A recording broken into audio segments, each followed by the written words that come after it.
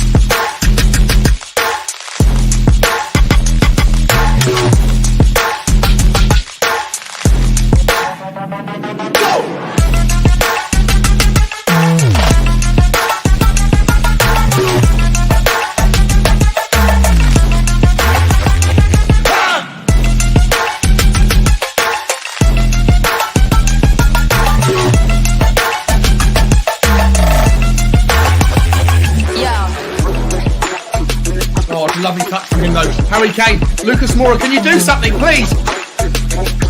Last chance, Matt Doherty! Oh, you shite!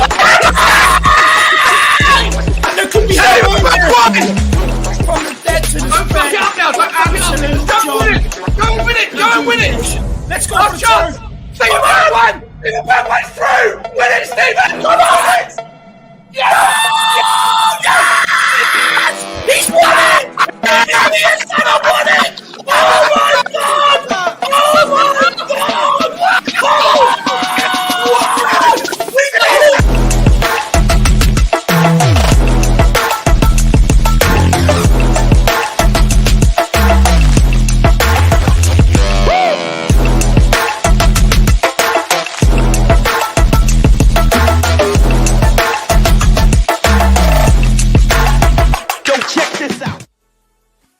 Check this out. It is Wednesday. It's Wednesday evening. We haven't done a 5 p.m. show for a while. How's everybody doing? Ladies and gentlemen, 4 days away. 3 days away, really. By the time we wake up tomorrow, it's going to be fun. I think my internet's getting a little bit sloppy. I've got so many tabs open. So many tabs to go through. And we got a lovely panel for you. A gorgeous panel of which... Why is that noise still in the background? That needs to stop.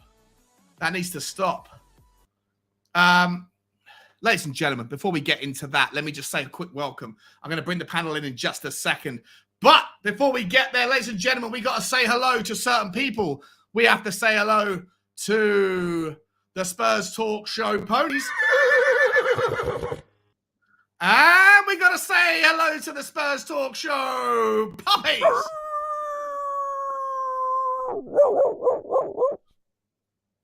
Ladies and gentlemen, let me get them up for you before we bring them in. Massive thanks to the guys who support the show so much. The show ponies in reverse chronological order. On your bike, Scott, my number one guy. Benny Boy Kaufman, Amir Sada, Kelvin Fletcher, Lazy 801, Cratch, Daniel Larson, Queen Ellie, she's in the back, Brian Daigle, Nigel Watson, XOGX Low 1, John N, Phil O123 Coys, and Kyle Patrick Vineyard.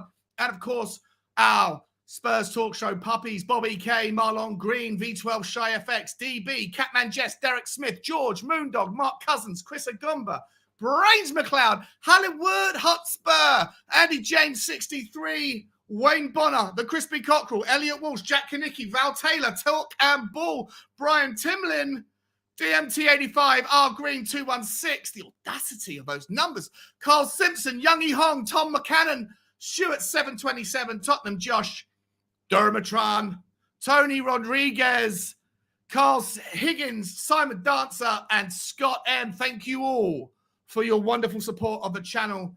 How are you all doing? It's good to see you. Let me shove that at the bottom there. Guys, if you do want to become a member of the show, their link should be at the top of the thing. You can find it in the community section as well, or the join button at the bottom of the page. Two options, puppies or ponies. Both of those get access to any of the live streams that we're going to be doing. Also, you can get access to the WhatsApp group if you are interested. Last thing I want to say before I bring anybody else in, guys, is that you have very, very, very few hours left. If you want to join the Fantasy Premier League group, the Spurs Talk Show group, you can do that by grabbing that link, fantasy.premierleague.com/leagues/auto-join, and then the code AF61M7. You have to be joined before Friday night. Let's call it a 9 p.m. UK time deadline. And if you're entered by then, I'm going to take a screenshot of all the players that I think there's already 30, 32, 33 people that have joined. It's free to enter. If you play in the fantasy league, then you might as well join. The winner at the end of the season does get the trophy is a shirt with your number and name on the back, whichever one you want, home, away, or third kit, whether this season or I'll wait for next season if that's what you want. So make sure you get that done. AF61M7 is the code. Ladies and gentlemen, let's find out who is in the background. Let's get this show underway. You know him as Captain Audacious. You know him as the guy who started the trend, at least in my opinion, of putting numbers in his name. I'm not sure if he's changed his name. I think he's just changed his name. We'll find out what it is. Ladies and gentlemen, welcome to the show. It's Kuba99, Kuban the Kang. Nice, Bo. How you doing, my man? Yeah, doing well here, thanks. The Kuban the Kang's little reference to Bobby K and myself. We're going to do a little show on Sunday evening. Oh, you are? Okay, awesome. Yeah, we're not going to be doing a sort of regular, multi times a week sort of channel, but we're going to just do a little sort of relaxed, chill sort of stream. On a new channel or on the Three Spurs Boys? Well, kind of separate from the two. It's going to be called Kuban the Kang. A whole new channel? I'm not sure whether he's doing it with a whole new channel, whether it's just going to be like a sub channel of Three Spurs Boys, but we'll see. We'll see. Do you have all you haven't got the details for us to share then? We just got to keep an Not eye at the moment. Not at the moment. We just know we're going to do something on Sunday. Nice, man. And how you doing apart from that? You good? Yeah, good. As soon as the heat finally disappears and we get into the thick of winter, I'll be happier. But can put the cloth cap back on now. Tell me about it, bro. I'm not sure. This thing is just I'm sweating like a pig. Nightmare. I can't wear all that headset and cap on at the moment. No chance. Yeah. But, good. Otherwise, just looking forward to the season starting, aren't we all? Can't wait, mate. Can't wait. 4 days. 4 days. Let's stay there, Kubi Groove. Let's find out who else is here to join us this evening. Ladies and gentlemen, please give it up for the man who has no end of names. He doesn't put numbers in his name. He just changes his name every day. Shameless. He's got a way to stay out of trouble because no one can ever tie down to a specific name. You know him today as Endon Barry. What's happening? How you doing, my man? What's happening, mate? You good? Let me get your face. That's what happens, you see. Yeah. Let's get that thing out of the way. 1 second. Wait up. You can still talk. There you go. Oh, okay. So so what happens is, when I change, I can just change my name, and then everyone can say, "Oh, Ranjit said that." Well, who's Ranjit? Barry said that. Ranjit was last week. Yeah. Who's back? Exactly. There's a new name for Saturday night, but I won't let the surprise, like Kuva let the surprise out. So we'll wait and see what my name will be on Saturday on In the Wall. So we have a new one. So Another new one to add to the long list. Fantastic, man. Fantastic. All right, dude, it's great to have you back on the show, my man. Stay there. Let's find out you already know. I already gave away the game. You know her as the Queen. She's my Queen. Member of the channel. Please welcome to the show. It's Ellie Hoiberg. How are you, Queen? How you doing? Yes, Sean. All right. I'm doing well, thank you. Very well. So we should start our own show then, Sean. The Queen and the Quintessential Sean. especially if you spell it quintessential. Yeah, the quintessential. Yes. Spurs, we'll call it. Yeah. Nice one, Coover. We can always rely on Coover to spin it. Nice. Yeah. Oh yeah. Guys, listen. Let me just press pause on the chat for 1 second. She said "chat." That's not a nice word. Let me press pause on it. Let me speak to the guys in the audience. Just welcome a few people. And we will get going. Lots to talk about. Before we get into the preview, I'm just going to go for a little bit of news and all that stuff.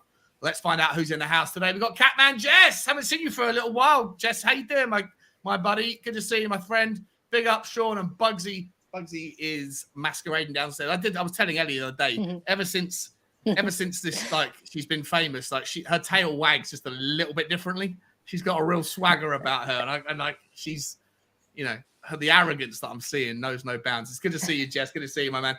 George, she's a top 4 sort of dog now, is she? yeah. She's getting the quad. She's after the quad, and that quad is like dinner, the bone, the ball, and she gets to bed at night as well. Sean, you need to stop talking like this because Tommy's going to get a little bit excited. So, Did I hear you say you're giving the dog the ball? Oh yeah. 100%. George, CR17. What's happening, George? Good to see you, my man. Beat you today. You beat me today? How'd you beat me? What have we done? I don't know what you're talking about. Not sure. But it's good to see you, buddy. It's good to see you. Hottest Spurs in the house as well. I think I'm the hottest Spur right now. I'm sweating like a pig. The heat emanating from my setup here is just madness. Big up, Sean. I hope you're well. I hope you're okay as well, my friend. Matt Season in the house saying, big up, Sean. Why aren't we going for Sabitzer from Bayern? We were in for him last summer before he signed, and now he wants to leave. Could be the perfect midfielder we need. Let me star that one, mate. It's a good shout, Matt. We'll come back to that during the show. We've got Jacob in the house as well saying, big up, Shawnee boy. What's happening? Loving the energy, my man. I appreciate that, Jacob. Good to see you, bro. And loving the energy as well, says the hottest Spur. Appreciate that as well. Paul from Spurs Man is saying, big up, Sean. Looking forward to Saturday. Same here, my man. Same here. Fire Phil's in the house as well. Big up, Sean. What's happening, Phil? Good to see you, my man. Not long now. Tottenham sent us a sticker. Appreciate that, mate. Dermatron. What's he done? He's done the how's it going? The fox or cat or whatever that animal is. Appreciate that, Dermatron. Good to see you, my man. Thank you so much for the support. Hope you're doing well. Look, Eugene's in the house saying hi, everyone. What's happening, Eugene? Good to see you, my man. Michael Bennett's in the house saying hi, Sean, mate. Great work always from you. Can't wait for the season. I think we will add the players we need and want before the end of the transfer window. I'm going to start that as well because that is one of my first questions before we get into it. But good to see you, my man. Paul's in the house saying good evening, Sean and chat. Good evening, Paul. Dermatron saying when the Spurs go marching in, or when the Spurs go marching in, I want to be in that number. Or when the Spurs go marching in, I really should have sung that, but I didn't realize what you were saying until I started saying it. Ellie's just dropped out. Same story. She goes sideways, changes. Yeah. And then she drops out. There is nothing new under the sun. I swear to God. We got big up Dave. Oi, big up. Good to see you, man. Does this mean your internet's back? Perhaps Ellie has been disqueenected. Nice. That's so cheesy. It's not even worth a laugh. But I'm going to give it a nice. Yes, it is. Okay then. Listen, Dave's back in the house. Dave, you had your internet cut. Some git in your community decided to cut your Wi-Fi cord. Does this mean you're back? Or does this mean you're doing this from your mobile phone? Hope you're okay, man. I hope you're okay. Good to see you. Green's also in the house saying afternoon, Sean, afternoon from the chat. Good afternoon, mate. I'm going to spin through this stuff so we can get on with the show. There's 4 people, lots to talk about. Let's see who have I said hello to. Kelvin Fletcher, my newest pony member. Good to see you, my man. He's saying afternoon, Sean, mate. Good afternoon, my brother.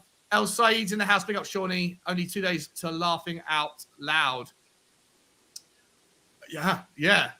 Well, are you worried about the? I'm not sure what you mean by that. Are you concerned, or are you just happy? He's talking about all for nothing. Oh yeah. The last 2 episodes, right? The final 2 episodes of it are coming out soon, aren't they? Yeah.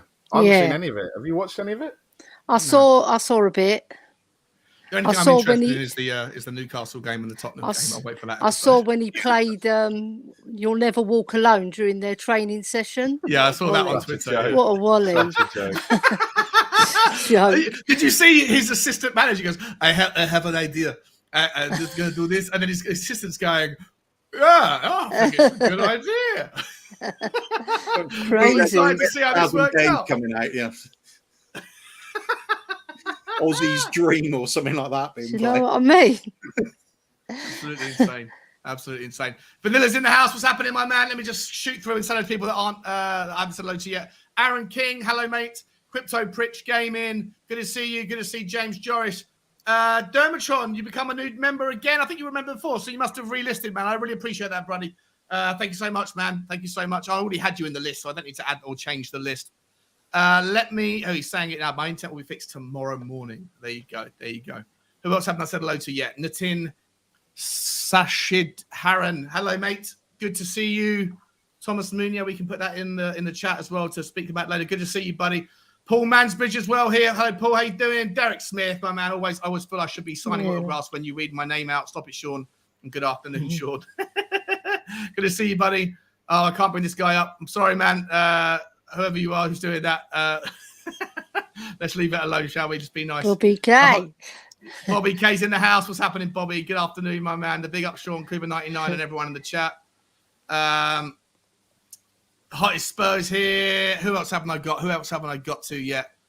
Let's just shoot through this. Got everyone here. Paul Mansbridge, done. Joseph Monaghan's in the house. What's happening, Joseph? And Pierre Oggy, good to see you. Nick Brown, good to see you. We got a super chat from George CR17. Big up, Sean. Great channel, mate. Really appreciate that, my man. Really appreciate you. Love it. Alex Apostolou as well. Evening Yids from Cyprus. What's happening, buddy? Good to see you. Good to see you. We got Nigel Watson back in the house. How you doing, Nige? We've got the crispy cockerel here as well. All right, guys. Everyone, welcome. Got through it in 20 minutes. Let's get going. Let me start by getting through some of the news first because I want to get my internet back up. So I'm going to close some of this down. I'm going to start with this one. Oh, let me get my screen up. 1 second. Here we go.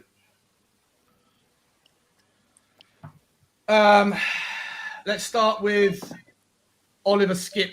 He's out injured, right? I don't know if you guys saw this yesterday. I don't know why this computer screen's frozen. Okay, we're not going to pretty much sums it up with Skipp at the moment. Nothing happening. All right, let's go back to this one here. Nicolo Zaniolo, bid rejected as James Maddison transfer hope restored. All your latest headlines, blah, blah, blah, blah. Essentially, it seems as though the Italians' audition in Israel against the Lily Whites went down well with Fabio Paratici. Oh, you can shut up. According to Italian outlet Calcio Mercato via Sports Witness, Tottenham have seen another request for information regarding Roma Zaniolo rejected outright by the Serie A outfit. Although I've seen elsewhere that Jose Mourinho, Kuva, I'll start with you. The only way that Tottenham would be likely to get hold of Zaniolo is if we were to include Oliver Skipp in, and this article right here. That Oliver Skipp would be included in the deal. Apparently, Paratici said absolutely no way, and that Oliver Skipp is an integral part of our future. I'll let you kill two birds with one stone here, my man. Zaniolo, the first bid, we have put a bid in. Apparently, it's unofficial, but it's apparently going on, and it was turned down. And the response is, we'll think about it if we get Oliver Skipp. How do you feel about that?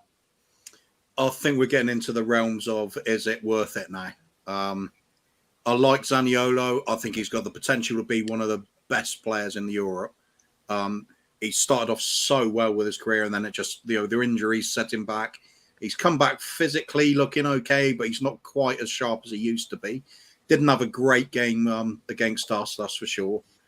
I don't think I'd want to sacrifice Oliver Skipp for it because Skippy has got the potential to become a major player for us in years to come. I don't think he's quite there yet, but I wouldn't want to give him up that easily. If we're going to do anything with Skip and it gets to the point it's to help with another deal, it would have to be on loan at the very least. But I think we're past that, loaning him out now as well. He should be getting game time with the team. But injuries, it's starting to get a bit of a worrying thing with Skip now, isn't it? Yeah. Well, I don't know, Coover. I'm a bit like it's a freak injury, right? There's the stud going through the boot and everything else. It's not. Yeah, like, I suppose. I think people not. I think a lot of people are just going mad now because obviously there was that. Then there was the Basuma. It's probably going to be out for Saturday, and it's like, oh my god, it's Højbjerg and Bentancur, and where's Winks is on the bench or what? Do you know what I mean? And I think everyone's just. I think we just need to just relax a little bit and be chilled and just see what happens, because we don't know, right? We don't know. We're all. I think we do this, and I said this. I don't know when I said this. I said this last. We go on this roller coaster with Spurs, and that's a roller coaster by itself. And then we've got everything else. So we get the win, or we'll beat Man City, or we'll draw at Liverpool, or we'll do something like that, and we go to the top of that roller coaster. And then all of a sudden, we'll lose to Burnley or Middlesbrough, and then we'll come all the way back down again. And then everyone just goes.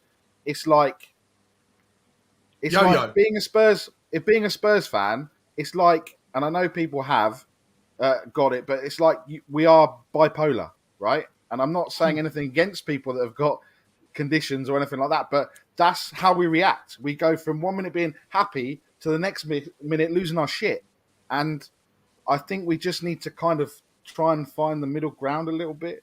Not be like calm and placid and be like everything else, but I don't know. Nah, hell with that. Roller coaster all the way, mate.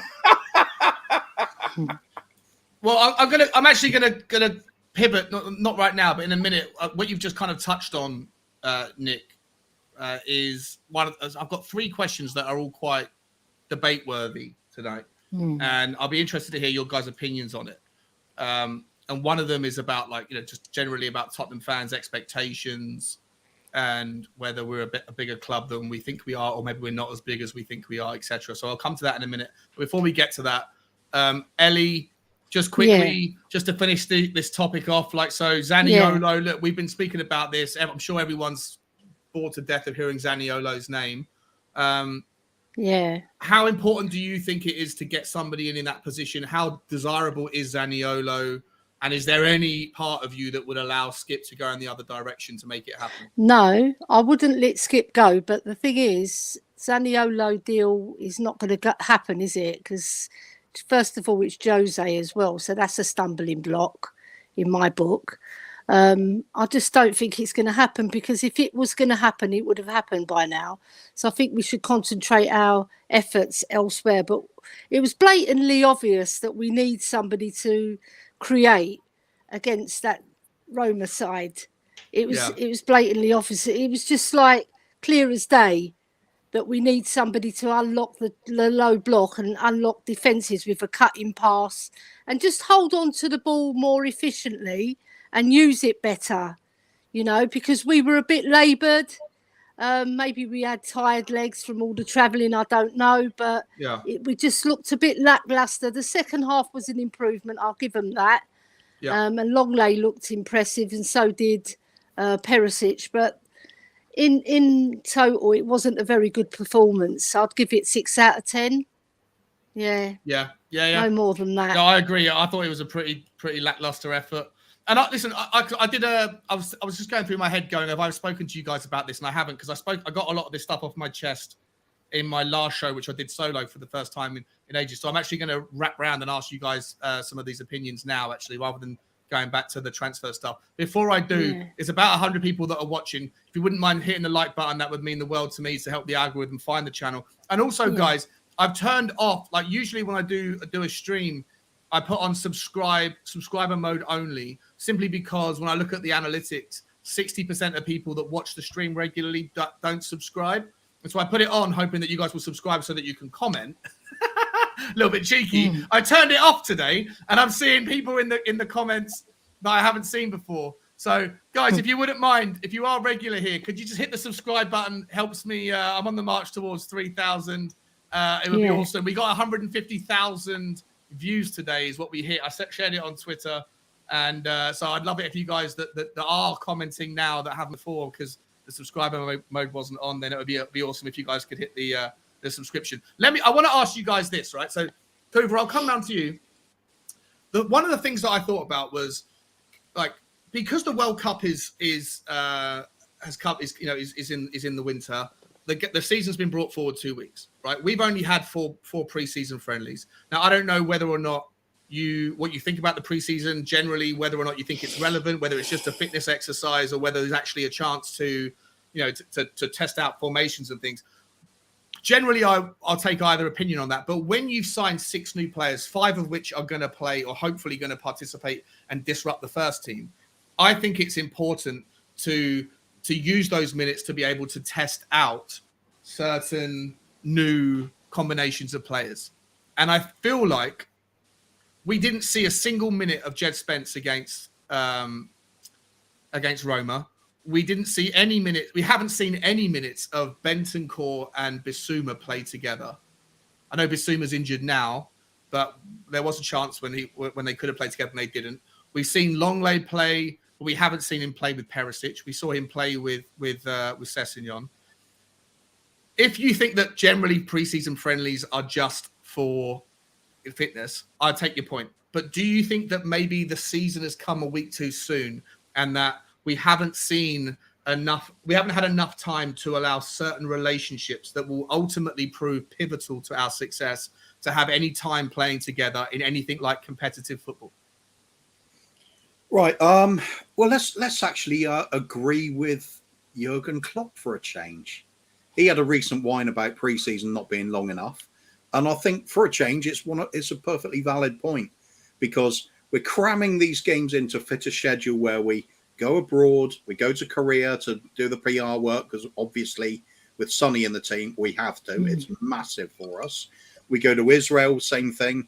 You don't get a lot of games in those games we used to have back in the 1980s, where you'd play Leyton Orient, you'd play Charlton, have a couple of games against Wimbledon and the likes of that, and just have the local, easily arranged games against lower league teams. And it was more of a fitness thing there.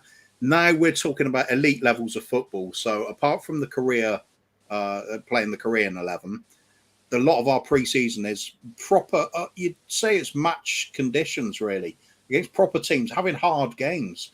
Sevilla gave us a real run for our money, as did Roma. I'd much prefer to see that than some meaningless lower division team that we banged 5 goals past and didn't even try. What would be the point in that? Yeah. Now, I think when it comes to the new players bedding in, as far as I'm concerned, you've got to give them time to be prepared for that debut. If Jed Spence came straight in, he knows nothing about how to fit into Conte's system, and he doesn't play well, what are we going to learn from that? Not a lot, in my opinion. Get him up to fitness levels and what's expected, and give him time to train with the players so he knows what he's supposed to be doing at that point. Then bring him in. I think we just left it too long with Jed Spence. Why didn't he come in at the same time as Perisic, for example? Yeah. He would have had that preseason. We would have seen him in those games, I'd argue. So I think that this. So are you leveling that at the feet of the board or whatever for not getting it done, haggling over a few million, and that's a problem that we could have avoided? Yes and no. Sometimes you can't avoid it because the other chairman might be doing the, causing the delays, which it did seem to be in the case with Jed Spence. But generally speaking, why is it us that's so often the club that takes ages to get a deal over the line? You look at Chelsea, they generally, well, apart from the ones they're getting rejected from, which is hilarious. Apart from that, they tend to they want somebody, they go out, get them. 2-3 days, they're in the team. They're already training. Who's talking about Chelsea? Yeah. Generally speaking, it was always the case. So it seemed to be having a bit more problem this summer, don't they? But Man City would be another one, or Liverpool. They want somebody to go out and get them. We don't tend to do that. We've done a bit better this window, though, with getting in those 6 players nice and early. Jed Spence taking a bit longer. If we're still doing the same if there are players coming in, and dear God, let there be more players coming in. Yeah. We've already missed out at the start of the season because they are not going to be ready for it.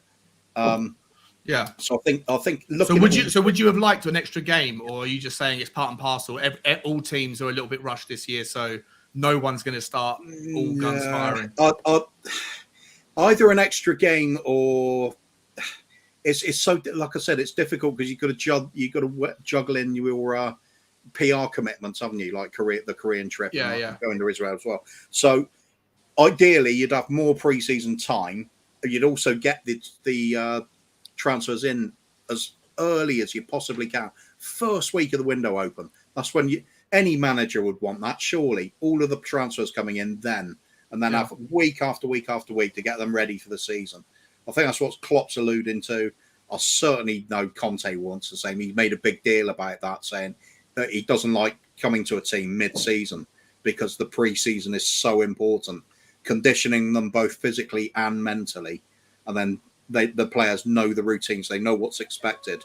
We're going to be missing out with that on some of the players coming in. Jed Spence is behind the curve at the moment because of it.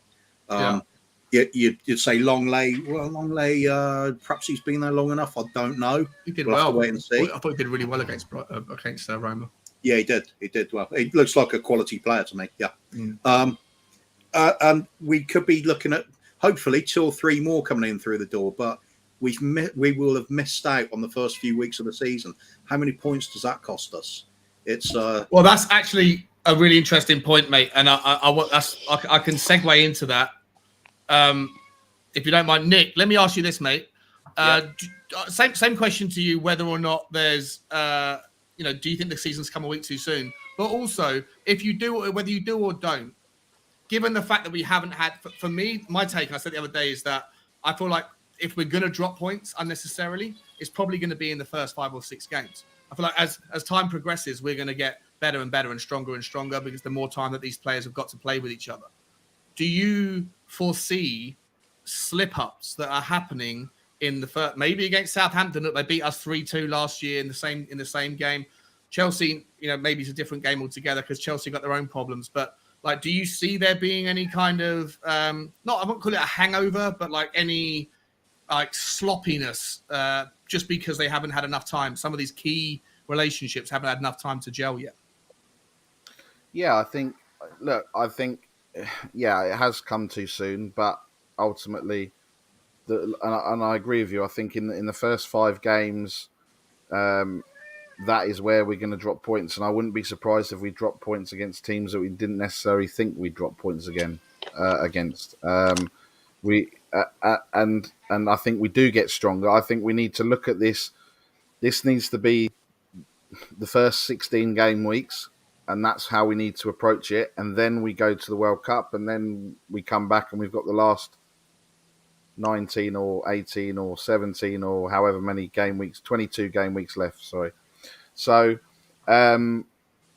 that's kind of where we need to be at. I think in terms of the players, obviously we got the players, or most of what the players done early, apart from obviously Spence was not a Conte signing. Let's be clear.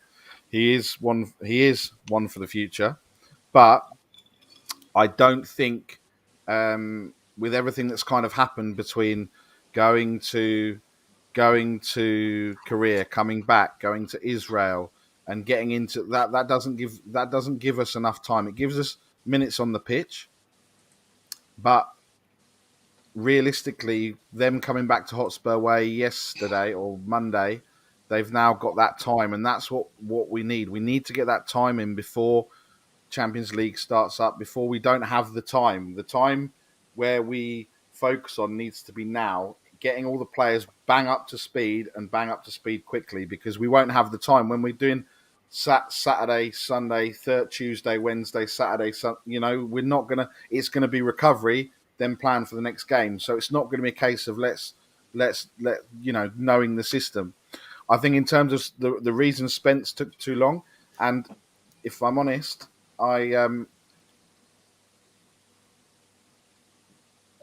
He's muted.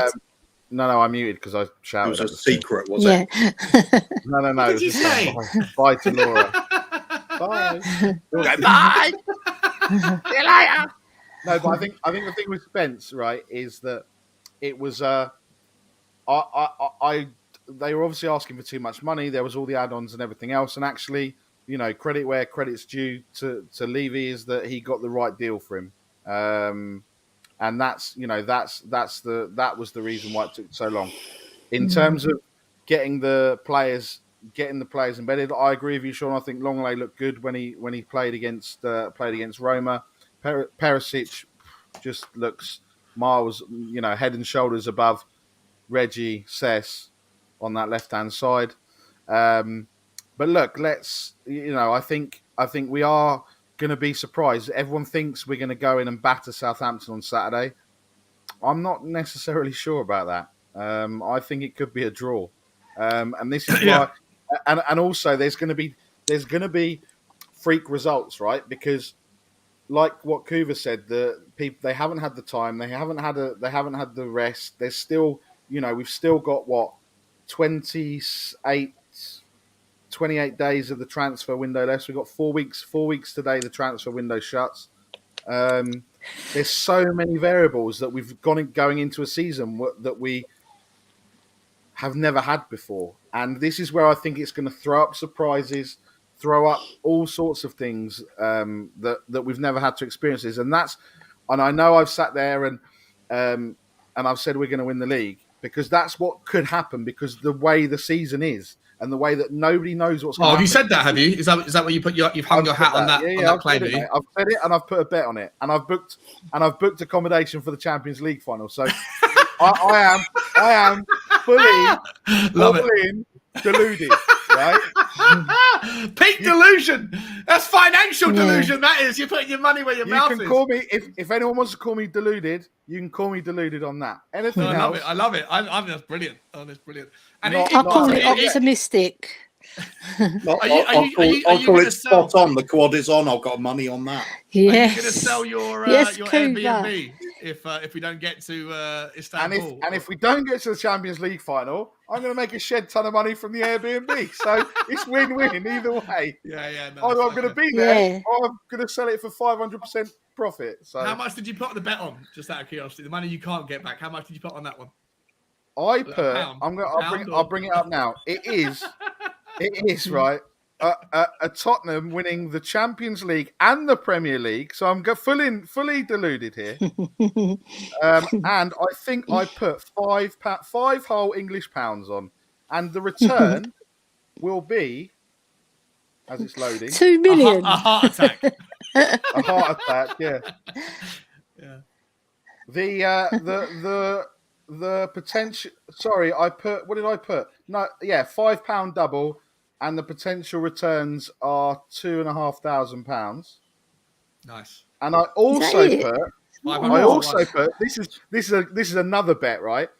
Troy Parrott, Dane Scarlett, and Harry Kane being the top scorers in the Premier League, Championship, and League One. A 50p bet returns $3,500. Yeah, that's worth it.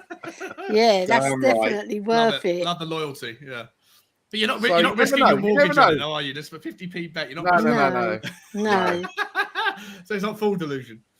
All right. I love it. But hey, look. Let's see. I do think that there are going to be. There is. I talked about this roller coaster. There is going to be. This is probably going to be the most roller coaster season because Conte still hasn't signed his contract. Kane hasn't signed his contract. We're still missing a centre back. We're still missing a creative midfielder.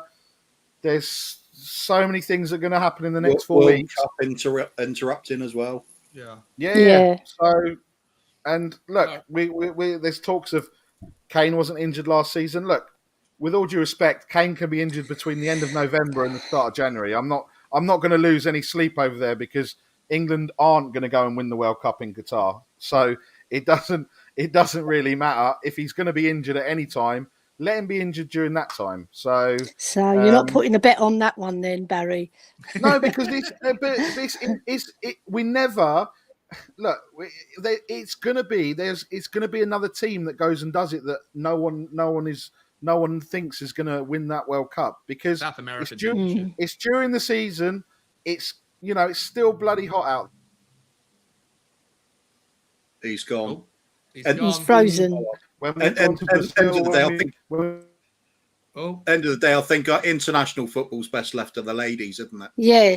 yeah, 100%. Yes. Yeah. Speaking of the ladies, I just wish I was young enough to have played. You know, that was my era. It would have been great representing great. England. Yeah. That would be great. I've got to Ellie- show you this before I. I've got Yeah, to go show on. you this before I do my oh, what's answer. that? Look at the Is that name. drugs. What is it? No. Look at the Kaufman. name. Benny Boy. Suzanne Yes. Kaufman. What is it? I just Is it wanted some- to is it- show is you it that. medicine or is it It's- something? No, Is it fun? it's St John's Wort Bath Calming. That's for the. That's what you need when you're a Spurs fan. Yeah, That's Friday night. That's what or you put in Saturday your night. coffee, is it? Yeah, nice. Yeah. Ellie, Click let it. me ask you. Yes. Let me ask you this. Like, same question. I think. Hopefully, Nick will come back and join us in a second. But Yeah. are you like? Yeah, same question to you, right? Like, so are you concerned? We haven't really dealt with the transfers yet. We'll come to all that stuff. But are you a little bit worried about the fact that I know that you love Højbjerg? It's coming across to me do. looking at Conte's system, the way he's played, the way he's set up the in the preseasons. Whether you take anything from it or not, I think the one thing you can presume or can assume is that the team that had 70 minutes against Roma is probably the team that's going to start, and that includes Højbjerg. Yeah, I But would presume that. Yeah. are you a little bit concerned about the fact that like Longley didn't get any minutes with Perisic, that Bissouma didn't get any minutes with Bentancur, that Jed Spence didn't get any minutes? Are you concerned that Sanchez was given the start? Like I mean, Yeah. what are your There's thoughts a lot about of there's a lot of ifs and buts there, but what I would say, I think he wants to see who combines best and who he's going to include in that first team. Because what he did with Doherty and Emerson, he played them two halves, didn't he? So, and then he brought on Cess with Longley just to see how they cope. Because Perisic he's not going to play every game, is he? So he has to look at that combination. So he's Yeah. looking at what best suits. But what I was disappointed in is that Jed Spence didn't get a lot of game time. We only saw him briefly against He didn't play. He Rangers, didn't play a minute. He didn't didn't we? play a minute against Roma, did he?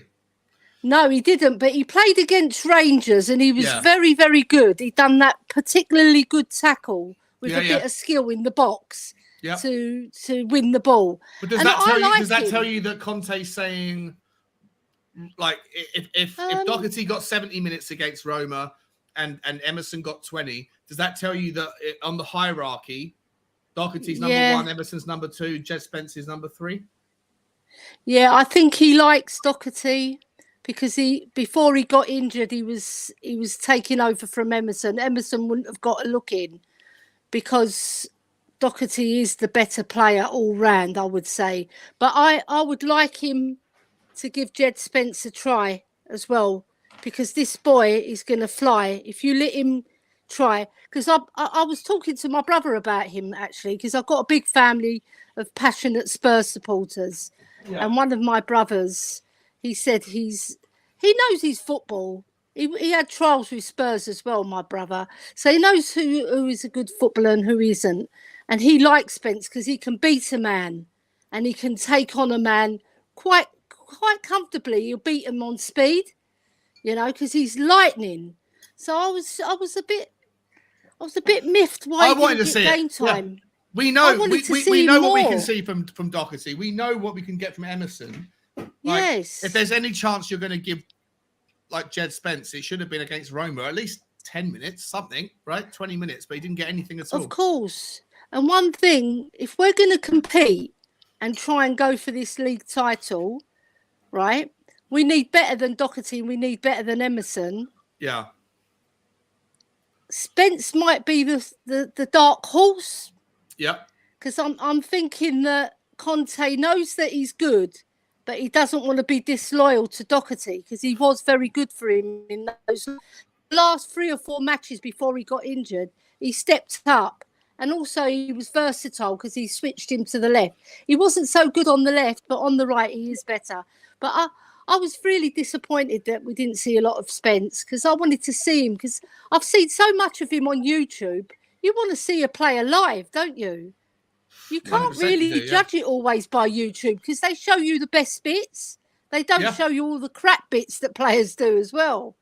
You see, so it's the proof of the pudding. The proof of the pudding is who Conte feels he can trust more.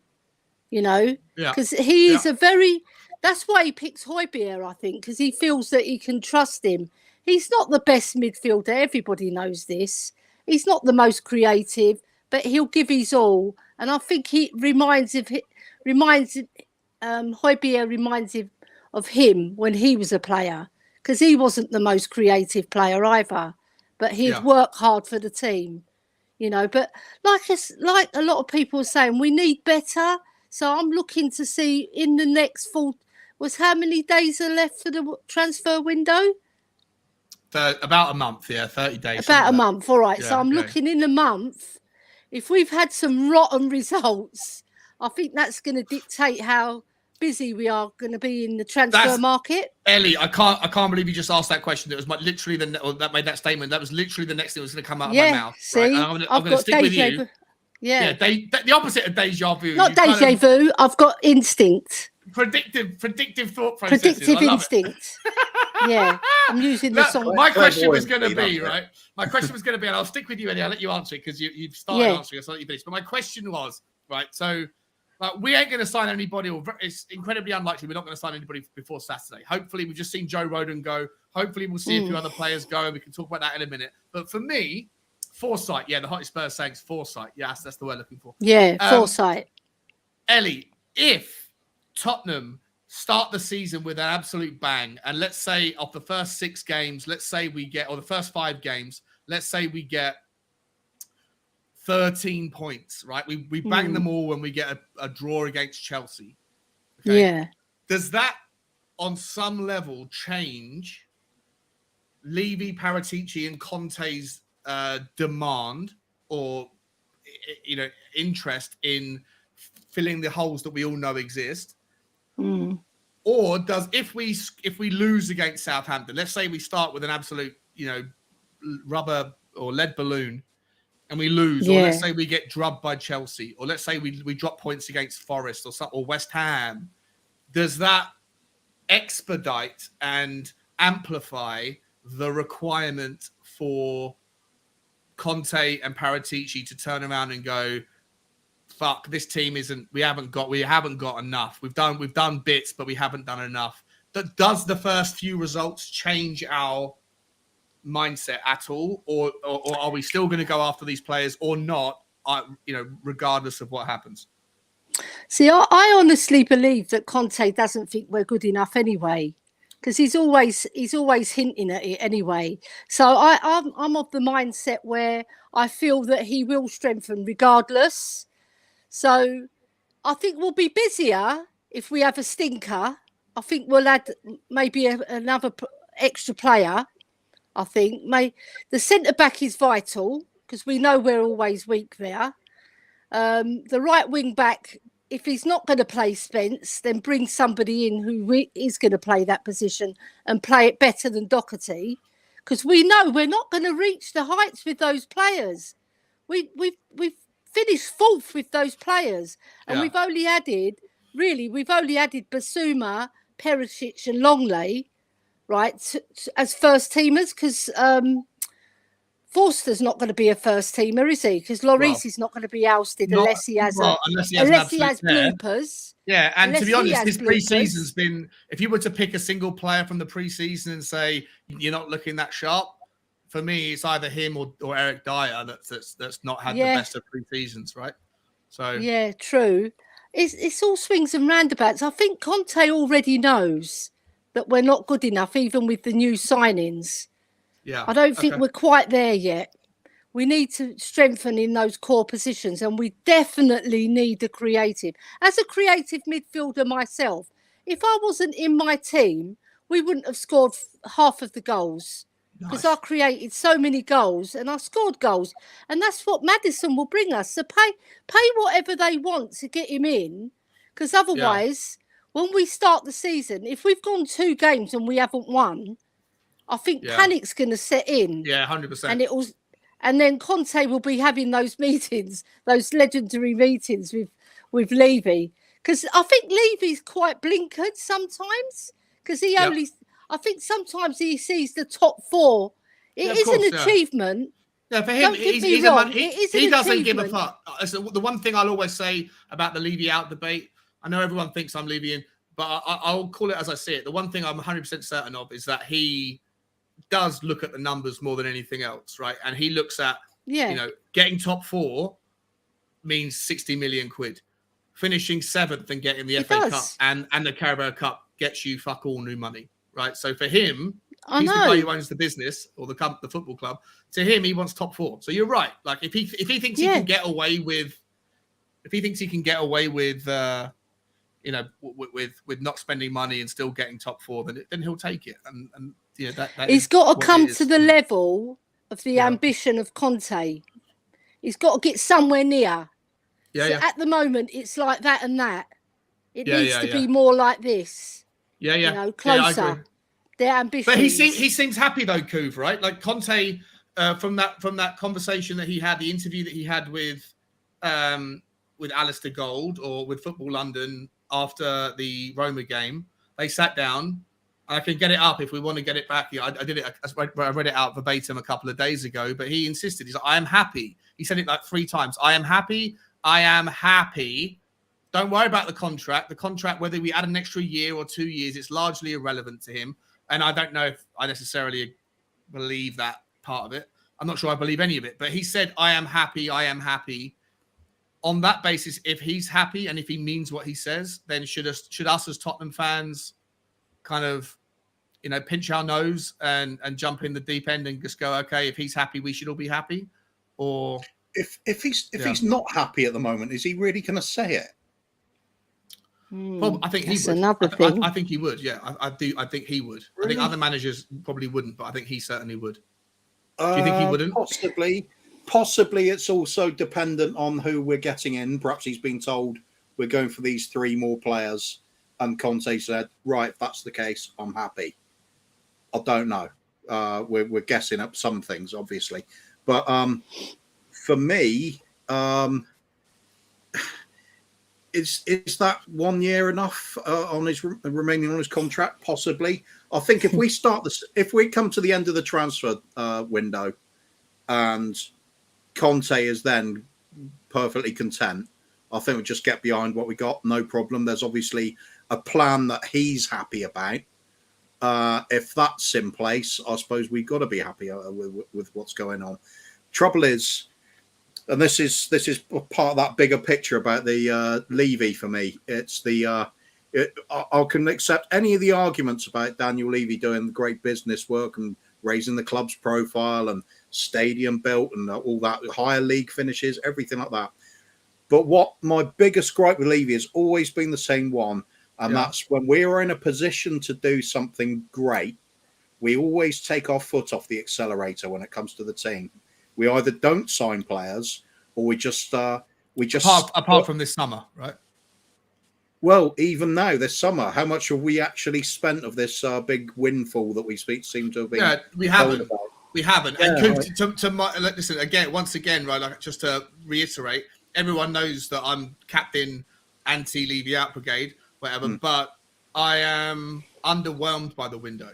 I massively am. Like, there's lots of people that I've fallen out with recently and had lots of debates with. But I was listening to one of them earlier on their channel, and I agree with. I won't mention that names, but I agree with them on certain players. I agree with them about Richarlison. I agree with them about the window. Ultimately, I think it's underwhelming. But, and this is one of the questions I want to ask you guys. Let's shift into it as it's a natural progression. How much, how do I say this? Like, if we all knew that basically, with the exception of Harry Kane, Sonny, Kulusevski, and Romero, like if most of the other players in the squad wouldn't make it into, and that's always the benchmark, right? Like, would the players we're looking at to sign, would they get into City, Chelsea, or Liverpool? If the answer is no, then why are we going after them? That kind of narrative, right? So, and if we all looked at the end of the season, despite us finishing 4th by hook or by crook, most of the players, Davies, Dyer, Sessegnon, Reguilon, Doherty, Emerson, Skip, Højbjerg, sorry, Ellie, but Lucas Moura, Bergwijn, most of those players wouldn't get into all of them wouldn't get into Liverpool or City's squad. Then we need to improve on all of them. And I think everyone, if you want to have that mindset that if you want to be the best, you have to be able to compete with the best. And on that basis, 9 of our first team squad probably wouldn't make it into their team. Therefore, we need to improve on all of them. But is it realistic to expect or to demand that we can do that many top signings in one window? And even if it's possible to do it, is there a downside to having that much transition, that much traffic of players in and out of the club? Like, Ellie, you played football. I'll start with you. Yeah. And I haven't played football, so I don't know. But I'd imagine that if you swap out half of your team and then bring in another half of your team, there's going to be disruption. There's going to be problems there, right? Transition. It is difficult because you don't know how those players play. When you train, it's different. But when you're on the pitch playing a match, it's totally different from training.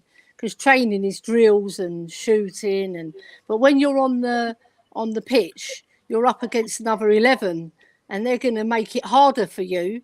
Like in training, it's simple, but I don't know. It's one of those things. People have got to understand that we're trying to go through a transition to get a better team, all right? But we haven't really upgraded so high that we're going to compete, in my book. Yeah. Because Perisic is 33. God bless him. He's a fantastic footballer, but he's not going to have he's so not around much for in his 3 legs. years, is he? Yeah. No. I think he could be. I think he's that fit. He might be. Around for 2-3 years, yeah? But what I'm saying, we're not going to get 60, 65 games out of him. He's going to be used very wisely by Conte because he's still got it, the boy. He's still got it. But there's so many things. The team's got to gel, and they haven't had enough time, like you said. They haven't had enough time to gel. That's one stumbling block. And then when they come on the pitch, they're going to soon know who not to pass it to. Because I don't know if you noticed last year, a lot of people were avoiding passing to Emerson. It was going on Cess's side a lot. Yeah. And that's a problem, right? That's a problem. Other teams pick up on that. I'll give that guy some space because no one wants to pass to him. Harry Kane was the best example. Harry Kane refused to pass to Emerson in one game 7 or 8 times. One thing I would say though about Højbjerg, it is important to have those sort of players in your team because like Liverpool have got Henderson. He's a workhorse. He's not a creative player. He's not a particularly fantastic footballer, is he? But I think Højbjerg could do his job I think Højbjerg could slip into that Liverpool midfield and do just as good a job as Henderson, but he wouldn't get into Man City or Chelsea's side. Horses for courses, right? They're a different setup, aren't they?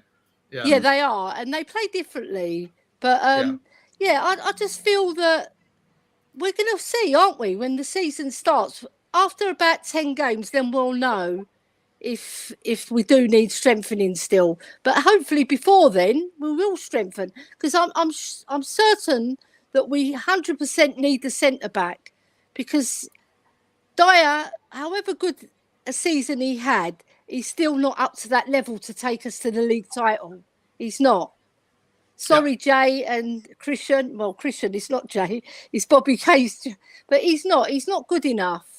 Romero is. Longley is. Well, so we need the centre back field.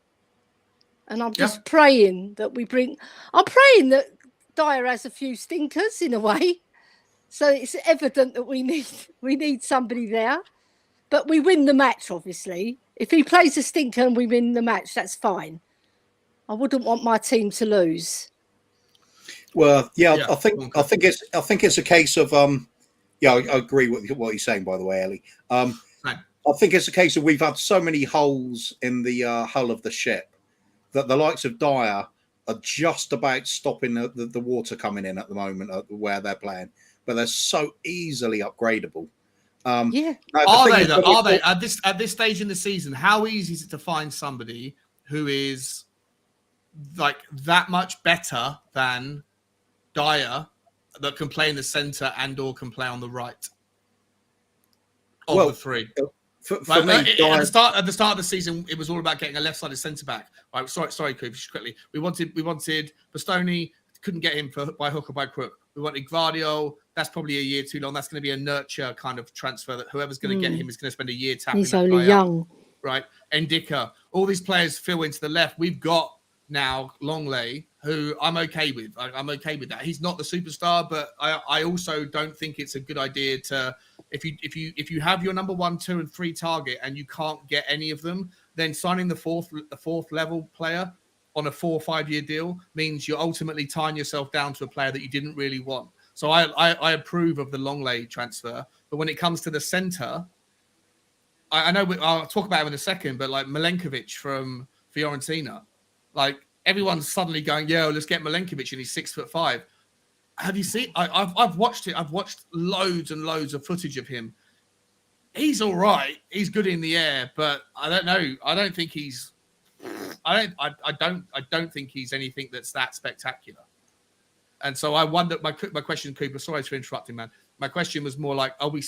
You said it was super easy to replace Dyer. Is it in that role? Who would you want to go and see us get? Well, you've got to start off by assessing what you think Dyer's level is. For me, he's a mid-table player. He's not any better than that. So there's a lot. You take anybody at top. Even I'd even take the likes of Craig Dawson over him, and he's getting on a bit, and he's just a journeyman centre back. At least he knows what he's doing. Craig Dawson from West Ham. Yeah, I think he's a better player. Him. Yeah, I wouldn't bring him in, but I'm just saying that's how easy it is to get somebody that I think's an upgrade. I see way too many mistakes in Dyer, way too many times what he should be commanding in the box, and he loses out on headers to people that shouldn't get anywhere near him on that. I think Craig Dawson is a significantly better player than West Ham than Dyer, and you think we could get him from West Ham? No, he's not significantly better, but he's better. Yeah, he is better. Okay. Yeah, that's just the point to say how easy it is to upgrade Dyer for me. Well, but he'd be easy to get from West Ham at this stage in the window. I don't care about Craig Dawson. I'm just saying. I know, and I'm counteracting, saying like at this stage in the window, if you were to go and get whichever player you're going to get is probably going to be the best centre back from the club that you want to go and get, right? Unless you're going to go and get somebody, I don't know, the guy from Man City, Stones. Like someone like maybe he's expendable, but if you were to go and get something, like, I know you're not saying Craig Dawson as an example, but you're just using him as a whatever. But if you're going to go and get a player from a different club, it's probably going to be the best centre back from that club. And how many clubs 3 days away from the start of the season want to lose their best player in that position? Now, I don't think it's as easy as it would have been 2 months ago. Personally, I think we focused on Bastoni a little bit too long. Is my point, you know? Yeah, possibly, but then I'd also argue maybe that's why we got Longley, because we couldn't get Bastoni this season, so we've got a loan deal until we'll go in next season for Bastoni. Possibly, that's the way I'd like to look at it anyway. In the meantime, Longley might prove to be a great success, and we look to get him on the long term. Yeah. But at the end of the day, are we a big team or are we not a big team? What makes us a big team then? Surely it's going to be the revenue we can generate. We can spend. We've got money.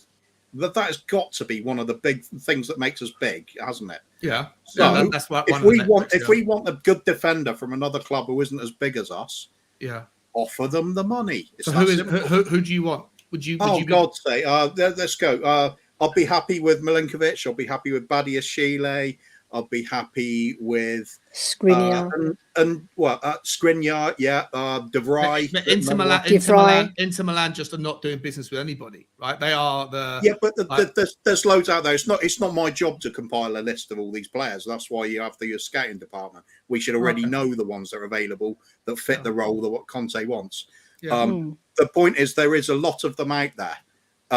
We didn't know anything about Ndicka until recently, playing the left side of the centre backs. It's only that Europa League run with Frankfurt that's really brought him to the limelight, and then he dominated against West Ham.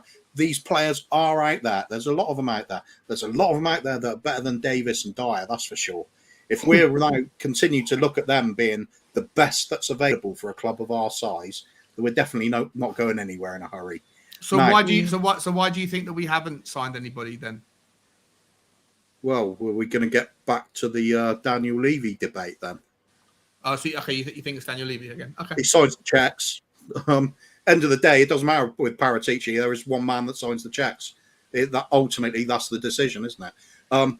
Now, it could be a lot of players that we're going for are difficult to get. I'll understand that. We'll have a better idea at the end of the window than we do now. It could be we do go and sign these sorts of players, in which case, thumbs up, I will be off Levy's back because I'll finally get what I wanted to see in a window. So let's hope that's the case. But if it doesn't transpire that way, the questions are going to be, why not? Why is it we're still struggling to get players in when our main competitors, well, yeah, some of them are starting to struggle as well. Chelsea is struggling a little bit. It is a little bit tricky at the moment, perhaps, but this is it. I've heard a lot of people saying, why can't we just be like Chelsea? You know, just when they identify a player, just go and get him. And I heard it. I was like, well, that's not really the case. That they identify. It's not the case this season, but it usually is, isn't it? Yeah, but what Chelsea have done that's better than us? They brought in Sterling, and you know that guy is going to get you 15 to 20 goals minimum. He will, because he's tricky and he scores goals. He plays off the left, right? So it doesn't make any sense for us to get him. Like we didn't. No, I'm just saying they went and what I'm saying they've brought goals to their team. So if we get Maddison, I'll be so happy because it's going to bring us goals and assists. Yeah. You know. So that's what we need to compete. And how's Maddison going to fit into the 3-4-3? Do you see him playing off the right? Do you see him? Well, it have to be a 3-5-2, won't it?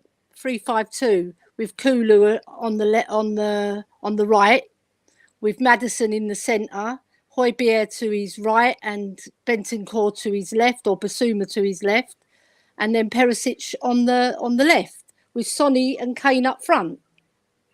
And then also, what's good is that Kane can drop into that midfield role and leave Kulu to go forward because he's got a very good shot on him. I love Kulu because he can pin a ball, can't he? And he's so exciting when he gets into the box. He's intelligent. The way he uses the ball and the way he slips Sonny in so many times, you know, that's what you need. You need players like Kulu and Sterling that can unlock defences and also score goals as well. So I think we just need that one more creative and then play the 3-5-2 system. Because otherwise, the teams with the low block, we're going to get either beaten or we're going to get a point. And those points are vital when you want to challenge. Yeah. Yeah, listen, I completely agree with you about that. I'd like James Maddison to come in. Yeah, sorry. It's just one comment by OCD Whiskey who's come up with saying... That's a good name. This one? Yeah. Okay, if the players don't want to come to us and we're not seen by a big club, it's only the fans that think this way, how come Romero came? How come we got Conte as a manager? They will come. Yeah. Well, in that case, let me ask you this, guy, because this is one of the questions that I got two questions that I want to ask, and I'm not sure we can argue one of all the difference, right? But I'm going to start with are Tottenham as big a draw or as not as big a draw, depending on which side you're on, as the fans think that we are, right? To OCD Whiskey's point, to your response, Kuv, like I've watched, listen, I do my show every couple of days. I watch everybody else's shows, and there's a variety of different opinions from the hosts and the panel that are on it, and obviously in the audience as well that are watching. And I guess that you could like split them down the middle, and it's pretty easy to categorize some people as like Levy out, some people as Levy in. But like walk away from the Levy stuff for a second. Like to OCD Whiskey's point, like do we think that we are bigger than we really are? Or do we not give ourselves, or do some people, to some fans, maybe Kuva, considering how now you feel about it, maybe do you look at me and think that I don't respect Tottenham's name for the demands that I have? I don't respect Tottenham's name enough, and that I should be demanding more. Because I think ultimately it comes down to... Yeah, I do think that way, mate. You do think that, yeah? Yeah. I mean, we're an elite sports team. Supposed to be about winning things, surely. Otherwise, what's the point? If you when you break it down to like how well we're doing financially and how well the stable it is as a business, that's one thing. But I mean, I don't want to go and support Microsoft. I could put that on my shirt and brag about how much. But that's a really hyperbolic rationale. Yeah. But if we're looking at it, we're enabling ourselves to buy better players by having the money, having the clout available for all of this, then it becomes sort of part of it, doesn't it? We're in a position where we've got a big advantage over the vast majority of other teams in the league financially. Yeah, but you're ignoring all other variables. You're ignoring, does the player want to leave the country they're in? Does the player want to play second fiddle? Right, like if James Maddison could come to Tottenham, if we put a 50 million quid bid in, Ellie, to your point, right, for James Maddison, if we matched Leicester City's asking price and Newcastle United matched Leicester City's asking price, even if both Tottenham and Newcastle offered him 200 grand a week, right, whatever he wanted, his dreams come true. It doesn't mean necessarily that Tottenham are, to him, a better draw, because at Newcastle, he knows he's going to play in the 10 role 50 games or 38 games in the league season and 10, 15 in other formats. At Tottenham, he might not get there. Maybe his family is better suited. Maybe maybe his family's up north, right? Like maybe London's not as big a draw. Like there's so many more variables than just we're a big club. He was born in have Cheltenham, money, by the way. make it happen. Yeah, he was born in sorry. Again, I'm just using James Maddison as an example. Bastoni didn't want to come. Bastoni might not have said Tottenham aren't good enough, but Bastoni might have said, I'm happy in Italy. Right? No one seems to give a shit about the other nuance. And there's so much more to life than just what can you offer in football terms, and can you pay the money for the player? Well, there's so much to the other extreme then. Does that mean we can sign nobody that's good and replace Eric Dyer? No, that's not. That's a straw man argument. Like that's not what I'm saying at all. I'm just saying that there are variables outside of money that determine whether or not players want to come to you. Like, do you think that Chelsea are a bigger draw? Like, people saying why didn't we go after Cucurella? Right, a lot of people I've seen it on Twitter. Why aren't Spurs after Cucurella? Right, they think that Sessegnon's not good enough, and I agree. I think Sessegnon is a lightweight player. I don't think he's great, but just because Cucurella is being linked with Manchester City and now Chelsea, it doesn't mean that because Tottenham are not linked with him, that if we were linked with him, that we could get him. There's so much more than just money that comes into it, and we never speak about, we never acknowledge those variables. People simplify the process. You're right. There is more, but we're a club that is still in a position where we can attract a vast more quantity of players than most other clubs. Surely we are. Yeah. Well, yeah. If West Ham signed Kostic, right, that'll be criminal. If West Ham signed Kostic, then for me, I'm like, what the fuck's going on? Exactly. But if West Ham do, but if Chelsea signed Cucurella, if Manchester Chelsea are a bigger pool, or they are, maybe. Well, you know what? Because you can't. Well, let's figure that one out, right? If they do, and Tottenham were in for him as a player, then you can't use location as an excuse because Chelsea, they're both in the same city. You can't use Champions League as an excuse, but you could say that Cucurella looks at Chelsea and says, well, they've won the Champions League in the last 2 years, right? Tottenham haven't done one shittle. So there's other things you could factor on, but on the main things, you're right? Like does Cucurella fancy Chelsea or Spurs? Well, there's a lot of variables that you can avoid talking about because ultimately they all cancel each other out when it comes to Tottenham and Chelsea. But sorry, Ellie, go on. It all depends as well how the player sees themselves. It all depends how the player sees themselves and their careers. Like if they think they're Liverpool standard or Man City standard right at this moment, and the draw, and we go in for him, and Man City and Liverpool go in for him, he's going to choose Man City or Liverpool probably about 80% of the time, right? Unless we offer him like a huge signing on bonus and huge salary. Yeah, that might be the law because footballers they they are a bit, they do look at money. They do, because it's a short career. But we are, I would say, we're the sixth most successful club in England in terms of trophy pools. If you're going on whole success, like where you finish in the league, how well you do, what sort of fan base you've got, I would say we're top 4. I would say we're a bit higher. So we have got an attraction. Plus we've got the history of Spurs. We've got the history of Spurs, which is attractive as well for players. Yeah. And we've got fantastic fans as well. Yeah. We're probably the most fickle fans, but they're fantastic fans. When the team does well, we get behind them. It's when we're not doing so well, we can turn it against each other a little bit. But I'm sure every fan base does the same thing. But I'm sure none of us spend that much time looking at Manchester United's online forums, right? But I'm sure they're pretty toxic but we have got a draw. We've got Spurs is a big name worldwide. We're a big team. We're not a little minnow. If you compare us to West Ham, there's no comparison. 100%. 100%. You compare us to Chelsea now. Yeah, they're ahead of us because they've achieved more in terms of trophies. Right. But when was the last time Tottenham were in for a player?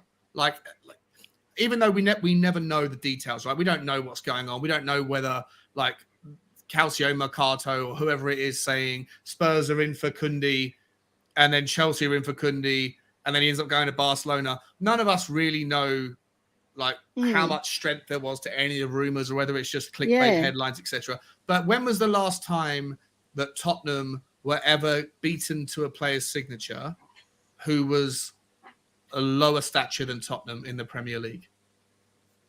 I think it was that Fernandes, wasn't it? The one that they signed from... Bruno Fernandes went to Man United. No, not Bruno Fernandes. The one who went to Liverpool. Oh, Diaz, you mean? Luis Diaz. Luis Diaz, sorry. That's who I meant. Luis Diaz. Again, Liverpool are a bigger draw than Tottenham to an average player. Yeah, who doesn't have any links because he's thinking, right, he's quite young, right? He could have easily come to us because we made the bid, but Liverpool had made the bid apparently earlier than us and they had him in the pipeline. But it depends on how he sees his career. If he wants a stepping stone, and he sees Spurs as that stepping stone. But if we were in a better position, say we'd won the league last year, or the season before, sorry, he might have thought differently because he might have thought, oh, this team is going somewhere. I'll take a punt at Spurs rather than go to Liverpool. You see? Yeah. So it all depends on how the player sees himself as well, how he rates himself. And also their agents and also have got Liverpool, a big part in it as well. Exactly, and that's a whole variable that none of us will ever understand. All of that's that another variable you've got put in the pipeline. I think with the perceptions as well. Look at the likes of Bissouma. Sorry, Coop, I'm listening, but keep going. Busting for a week. Keep going, mate. Keep going. Okay, no problem. Yeah. I also look at that. We always seem to be going from this because Liverpool and City got players up here. We've got to either be up there or we have to settle for Dyer and Davis down here. There's a whole pool of players about this level.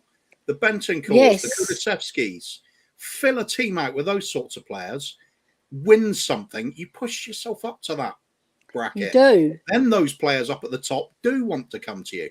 What we're doing is it's like boom or bust, the transfer market. It's either we get in a Sonny type class of player. In fact, didn't we get Sonny because he was second choice to somebody else we wanted? Yeah, if I remember rightly. I'm trying to think who we were trying to sign at the time. It'll come back to me in a minute. Because we're doing this, it's either Sonny or then we get Brian Hill, Jack Clark, who don't get into the team by not their fault or they weren't good enough in the first place. Why aren't we just consistently going in that sort of basket number B where there's very good players? They might not be, basket A where you get the world, the elite players in the world at the moment. Perhaps we're not at that level yet at the moment. Perhaps we can't attract all of those sort of players. Might get an occasional one if we're lucky. But basket B is a good place to start. And we've got the manager who raises the whole team on an individual level and as a team level up to that top table team. It's that That's what we've got to be looking at. And Yeah. that's all becomes easier. The reason it's a better draw to go to Chelsea, Liverpool, and Man City is because they win things. And Yeah, we've got a that's it. reputation for not winning things lately. Yeah. And it's got to change. We've got to turn this around. We've got to turn it around by getting in players that raise our game. And it is so easily done in so many positions, but we're always seem to be, like I said, it's the theme of it for Enoch, for me, is taking our foot off the accelerator. As soon as we do start going somewhere, we go into coasting mode. What happens when go back to our 60s team, for example, we win the double. Next season, what do? We don't just say, oh, we're great, we'll leave it at that. We go out and sign Jimmy Greaves. Liverpool always used to do this, win the league. Liverpool would win the league. This used to be their tradition of win the league, go out and buy the player that caused them the most problems the year before, and then buy another top player, and then they buy one promising one. They kept it going.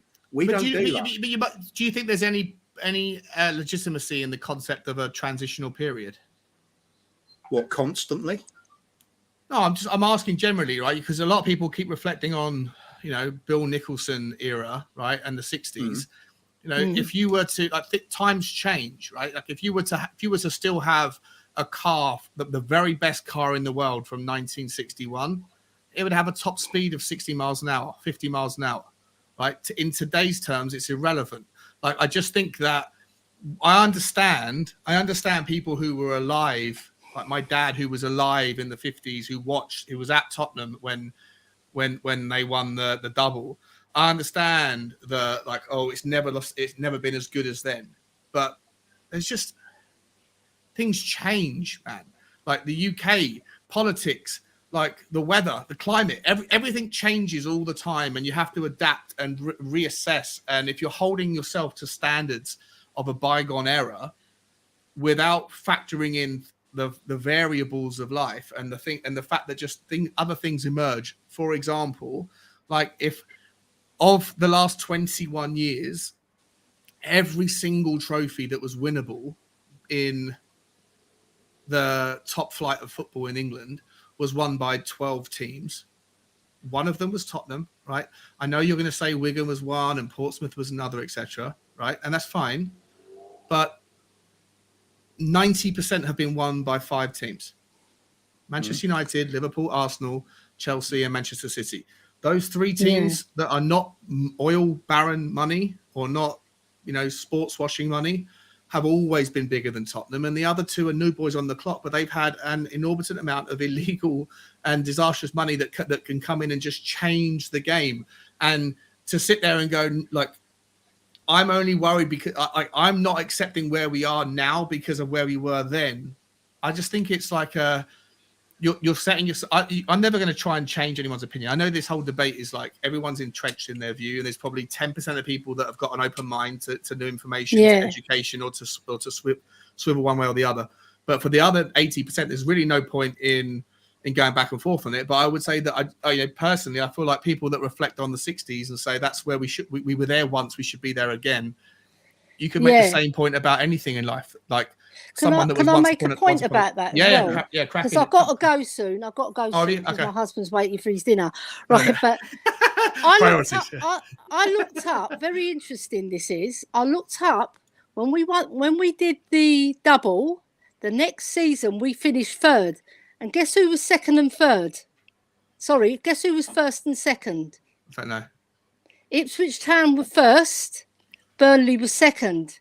So you can see how football can change very quickly. Just because Liverpool and Chelsea are up there doesn't mean they'll always be up there, because they weren't always up there, Liverpool. It's only from the 70s onwards that they were up there. Are Ipswich Town fans sitting in their forums around the YouTube community saying it's unacceptable that we're in League 2 or wherever they are these days? Yes. Yeah, because they were a very, very good team. When Bobby Robson took them to the UEFA Cup final as well. Even more so if you're a Villa fan, long-term Villa fan, or even Newcastle. They've never won a thing. Newcastle have never won anything, have they? They bloody well should have with that amount of following, shouldn't they? And you can say the same for Nottingham Forest. They've just come to the big time now. Yeah, 100%. They've just joined the party now. You see? Yeah. So what's to But say? is the point that you're making that Nottingham Forest fans should be asking for every single owner that Nottingham Forest has ever had to leave the club because they know that they're not where they were in the 80s under Brian Clough? Is that the point you're making? Or is the point you're making that certain people need to change their expectations when new information and new realities emerge in life? Yeah, because I acknowledge what you say, Sean. Football is different now. There's money. In those eras, it was played for not for fun, but it was played seriously. But it was played as hard men on dirty pitches, mud pitches. Now you've got sublime pitches. You've got the money coming in from the TV. You've got the money from the chairman who want to put their own money where their mouth is. And there's so much to spoil these footballers. Yeah, and they can pick whatever club they want because they've got these agents as well. In those, I saw Steve Perryman. I said this on my own podcast as well.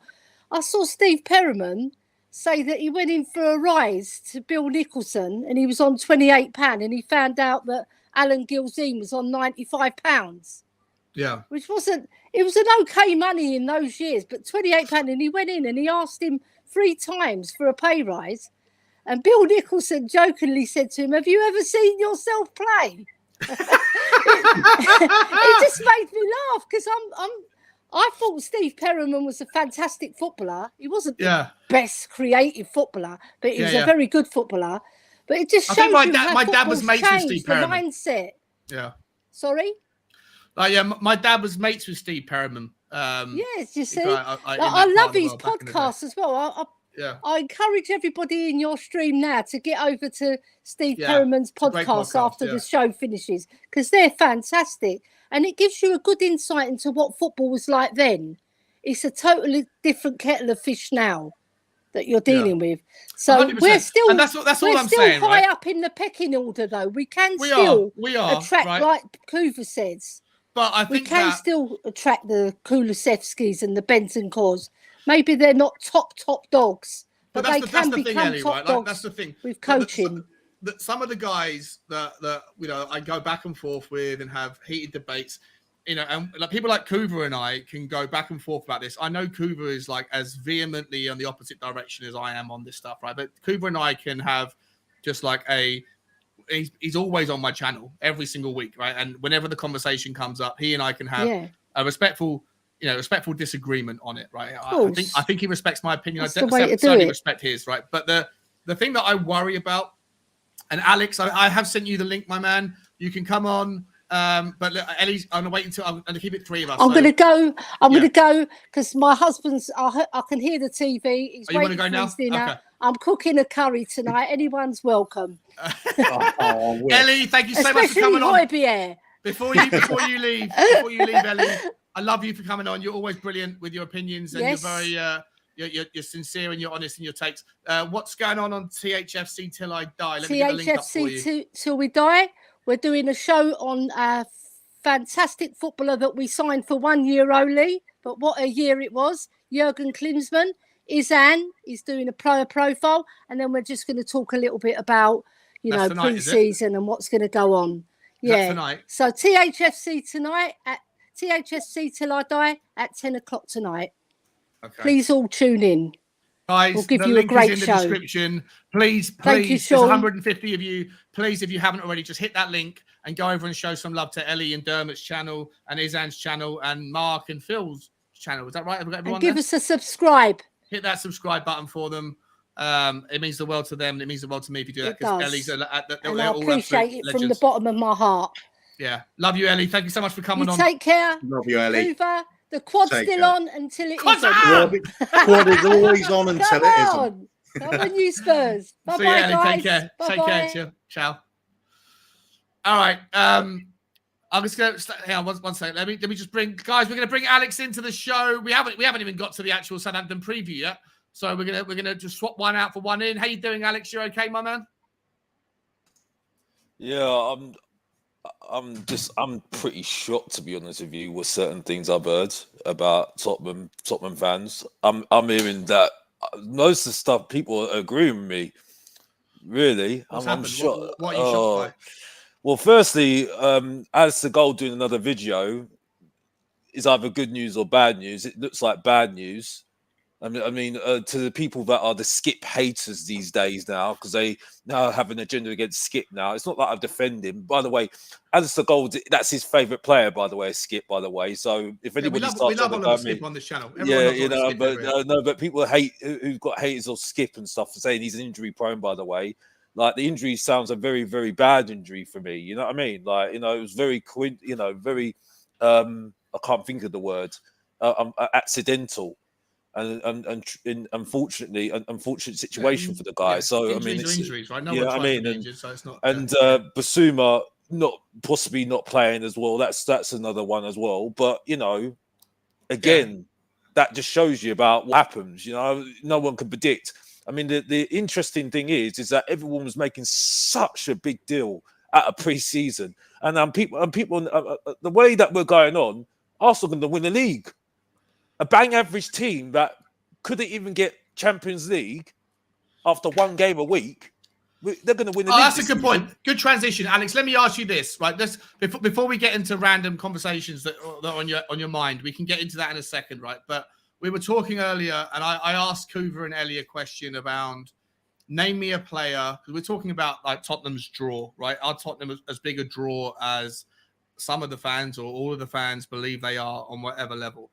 And I asked the question, when was the last time that Tottenham were gazumped, where Tottenham were beaten to the signature of a player that we actually wanted, that the manager wanted, that the fans wanted, that went to a team that were on our level or below? And I'm not including Chelsea United Chelsea City or Liverpool in that. And to me, the one name that comes to mind before I'd seen somebody else say it, my member OCD, not OCD Whiskey, it was Aaron, XOG Low One. He said Gabriel Jesus. And the other name that came to my mind was initially Christian Eriksen. But Eriksen obviously has said recently that he was never really, like, Tottenham were never really interested. Gabriel Jesus, is he an example of a player that Tottenham were in for that chose Arsenal? Or is he a player that Tottenham were never really in for, Alex? Tottenham were never in for him. Okay, so what was the last player that Tottenham were beaten to the signature for that we were actually after, that went to a team that was on our level or lower? Fernandes. Bruno Fernandes. Well, that's someone at the top of my head. That's it. Again, like I say, I don't know what the big deal is about Jesus. Jesus was perfect for Arsenal because the thing is, though, firstly, he played in a team that he wasn't in the first team when they didn't have a striker. So he's a reject. That's the first thing. And secondly, he's come to Arsenal, who again couldn't get the job done and get into Champions League, one game a week. Listen, I'm not. It's easy. It's so easy to ban Arsenal. Like I said before. So I don't know what the fear is with Arsenal. Like I said, look at West Ham. There's no fear, is there? Look at West Ham. Look at West Ham. Who have they signed? They've signed nobody of any note, have they? Well, they're looking like they're signing players that are looking good anyway. Yeah. Who have they signed? Who have they signed so far? They've signed this Samaka, whatever his name is. Yeah. You know what I mean? But like I said, I'd be more worried about West Ham. I'd be more worried about West Ham because they play more like a team rather than hearing the hype job of Arsenal and saying to me, "Oh, well, they're really good at the moment." By the way, we are still bang average. By the way, you know what I mean? Because we weren't that great last season anyway. We got lucky to get top 4 last season. You know what I mean? Still, so I'm still saying that, and I'm still not sitting here saying, "Yeah, the signings might look good," but at the end of the day, until after the World Cup, until after the World Cup, second part of the season, I am not making no judgments whatsoever on the players we've signed yet. Okay, yeah, because like I said, last season we won the first 3 games. Look what happened afterwards, bro. And that was a Nuno in charge. You know what I mean? I'm just looking at West Ham transfers. So West Ham have signed. Let me get this up for you guys. I think they just agreed a fee with Lille, wasn't it, for Onana? Yeah. What, the goalkeeper? No, midfielder. So they've signed. I've got no idea why we're getting so worried about Arsenal. But we're not Arsenal getting worried about Arsenal. Playing well in pre-season against Seville, they beat them 6-0.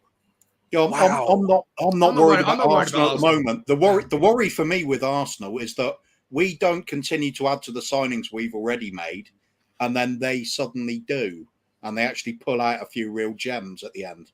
Nicola Arteta's their manager, bruv. Yeah, I know. Eighth, I know, mate. I know, mate. And 5th. Don't need to say anymore, bruv. Like I said, I don't need to say anymore. I've got a brother that's an Arsenal fan. He's saying this to me already. I don't need to say anymore, bro. West Ham have signed 2 players, right? They've signed 2 players of note. Right? They've got their goalkeeper on a permanent, Areola, and Aguard and Scamacca. I actually didn't know they'd even signed Scamacca. He is a really good player. But Tottenham weren't in for him, were we? So no. But the point I make is that we were bad and we still finished ahead of them. You know what I mean? They've gone downhill. You know, they've got a lot to do. The team that's surprising me at the moment, and now I might have to take some humble pride because maybe Sean's prediction was right.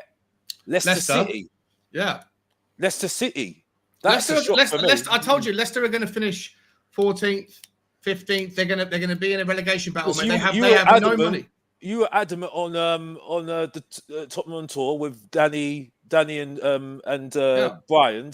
You said to me, Leicester City. I'm still worried because they still can find some good players if they sell those players. They have no money, mate. They have no money. If they've got no money, it looks pretty bad for them. Really bad for them. I remember Sean. I remember you, Sean, as well, saying you didn't think Leicester's financial strategy was sustainable. It's not sustainable. It never was. Clearly, you're right. Well, we'll find out. We'll see. I don't care about being right. I honestly don't give a fuck. But I like Leicester, so I want them to stay up. But I genuinely think that first and foremost, you can't if their scouts were that good all the time every season, they would be, especially if they're working for a club who can't afford, they can't afford all the big. Manchester City would come in.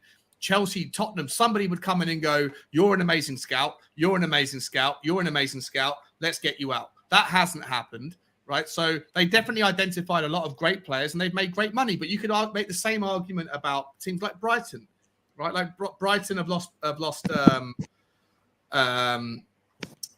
to us. They're likely going to lose who's their next player that I've got such a bad short-term memory these days. They've got another player that's about to leave. Cucurella is about to leave. Like, how did Brighton go and recover? Like, they're a selling club. All these teams are ultimately, they try to find the great little talents. They bring them in. They pay 10 million, 15 million quid for a player, and then they let the guy flourish, and then they sell him on. And it's a great model if you have the ability to continuously recycle the system. And for me, it's an unsustainable model because you can't always continuously pick the lottery numbers every week. And Leicester picked the lotto numbers every week for 3 years. And I don't think they can do it anymore. And they have to sell. And we can talk about this now because we're obviously after one of them. But Fofana is another great player at Leicester, right? He might be going to Chelsea or he might be going somewhere else. I wouldn't mind him at Tottenham. Maddison is a player that we're after. He's also a player that is sorted after by Manchester United. Tielemans is sought after by Arsenal. You've got those right backs, Kuva, that you always mentioned at the tail end of the season, and you were spot on saying that Leicester City have got an immense amount of saturation in their talent pool in the right back spot, and Tottenham haven't gone after any of them.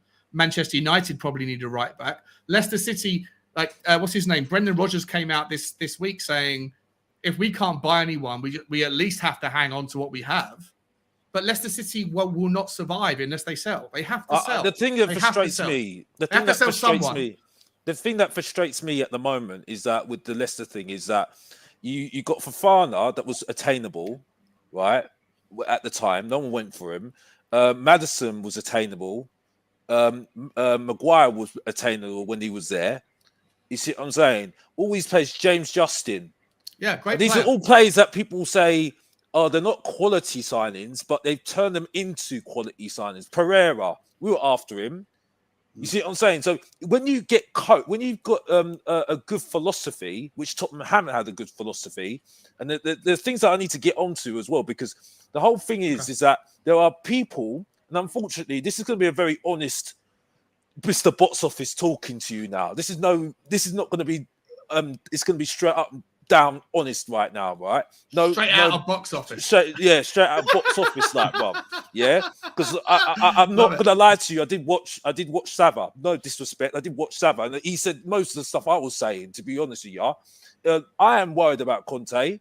I am saying that, yes, he's happy at the moment, but that doesn't make no difference as far as I'm concerned, because as far as I'm concerned, he wants to win the league. He wants to win the league. And for me, this season, right, we need to be winning cups this season. Forget Champions League, right? We need to be winning trophies this season, right? Because as far as I'm concerned, it is a failure if we don't win a trophy this season, right? And that's straight off the bat with what we've done right now. Yeah. And even though at the moment, with those signings, I'm still not too sure about it. Because I'll tell you this for a fact, even though Longley, I said he's a reject, he looks good. He looks good, to be fair. He does look good on the ball, and he looks very good in his position as well. But he ain't going to be here next season, I'll tell you that for a fact, because they want their two top targets, unfortunately. So that's the thing. So this season's quite really important for Tottenham to stop talking that and start walking the walk, as far as I'm concerned. You know what I mean? And I think that's the only way Conte's going to stay, because I don't know how it's going to work out next season, because other players are going to be up for another grueling pre-season next season. I don't know about that. Yeah, I've heard you say it before. Says that as well, man. I've heard you say that before. I mean? Yeah, and it's a fair take. I've heard a lot of people saying that the reason why Conte only stays for a little while is because he comes in, he impresses people with his demands, everyone gets on board it, but ultimately after a couple of years they are exhausted and they start to fall out of love with the philosophy. Kuv, let me ask you this, man. Let's before I do, actually, guys, if you wouldn't mind hitting the like button. I haven't asked. I asked in the first 20 minutes and I haven't asked since. If you guys, anyone here hasn't already hit the like button, please do that for me, guys. I'm trying to get the channel more recognized, and it really helps the algorithm if you would just smash that like button for me. Kuv, on Alex's point, right? Well, actually, I want to talk a little bit more about the where the gaps are. And Alex, I'm going to bring you in this one as well, but start with you, Kuv. Right, we spoke about this already. We know we need a right wing back. We know we need a creative midfielder. We're talking about Leicester right now. Do you think that there is, given that Leicester are in the predicament they are in, right, that Leicester have to sell somebody, right? They ain't going to sign anybody unless they sell somebody, and they've got 2, 3, 4 players that are 30 million quid's worth or more, right? Something has to give, and so it's either going to be Tielemans to Arsenal, it's either going to be Maddison to Tottenham or whoever else, it's either going to be Fofana, or it might be a James Justin, right? And I know that Tottenham need help in positions that Leicester City have in abundance. Which one of those do you think there's a chance, mate? Like, can we take advantage of Leicester's predicament? Absolutely. Does that sound like something Daniel Levy might do? Take advantage of another club's predicament? Yeah. Hell yeah. Well, that's just smart business in a cutthroat industry anyway. The way I'm looking at it is, why not address two problems at the same time? Maddison and James Justin. There you go. 2 English, homegrown players into the squad. Easy. You want both of them? They might not be everybody's cup of tea, but they do offer something that we do need to address. Maddison for the creativity, goals from midfield, bit of trickery, free kick taking. James Justin because we need that extra body as a wing back. Because Emerson, nope. But then we'll have 4 wing backs, right? We need to get rid of some, clearly. And which one of those 3 is, or which one of the other? Well, obviously not Jed Spence either. So which one of Doherty and, if you were to go and get James Justin, which of the other 2 do you think is going to be the sacrificial lamb? Both. I'll get rid of both. If we get James Justin, get rid of Doherty and Emerson. And who wants them? Like you know, in order for a transfer to take place, you need a willing I counterparty. couldn't care less, mate. It's not my job. That's why Paratici's there and not me. No, I know. Okay, I get that. I get that. Yeah. There will be markets for those sort of players out there. There'll be, even if it's abroad, there'll be teams that want somebody that's had some sort of experiences, either defensively or the likes of Doherty. He's got a bit of versatility. He does offer something in an attacking sense to teams. I don't think he's at the level we need, but surely there's going to be a team out there that does want him. I mean, at the very least, you just take $5 million for him and get him off the wage books for Doherty. Yeah, I mean, you'd rather get rid of Doherty over Emerson, given that. No, I'd rather get rid of Emerson over anybody else in the squad except for Undon. Okay. But to me, they're just players that just don't cut the grade. This is kind of fits in with this reason why people lose their shirt with the likes of Alex or Sava or even Stell, people like that. And when you get people come onto streams and call out players for not being good enough, it's not being negative. It's a non-acceptance of the mediocrity we currently have. Some people are less tolerant than others. Scott M, I think most people will agree with. He's got almost zero tolerance for anybody unless they're at the level of Kane and Son. The amazing thing about Scott M, though, is that every time he comes on to, I see him in the comments all the time, and I've always called him out, and I know he's watching right now, so recognize the respect I'm about to pay you, Scott. Not saying it's a bad way, but I always call you out in the comments for being Mr. Negative. But then when you come on the show after the games, I always really appreciate your take. So sometimes you see the person in the comments and you think, oh, this guy is one thing. And then when you actually let him kind of digest when you digest his take, given more than 150 words, it's usually far more logical and less obtuse or whatever than what you initially see it when you're just reading it, which is always the problem with the English language, right? The problem with text communication. Yeah, big up, Scott. Alex, would you like to see us get James Maddison? Who I never really hear your take. I know. I liked. Who do you want us to sign? I liked Damari Gray. I did like Damari Gray when he was there. I liked him as well. I just think that he had something about him. I do like Harvey Barnes. Harvey Barnes is there's just something about him, and he's got a lot of growth, it looks like, as well.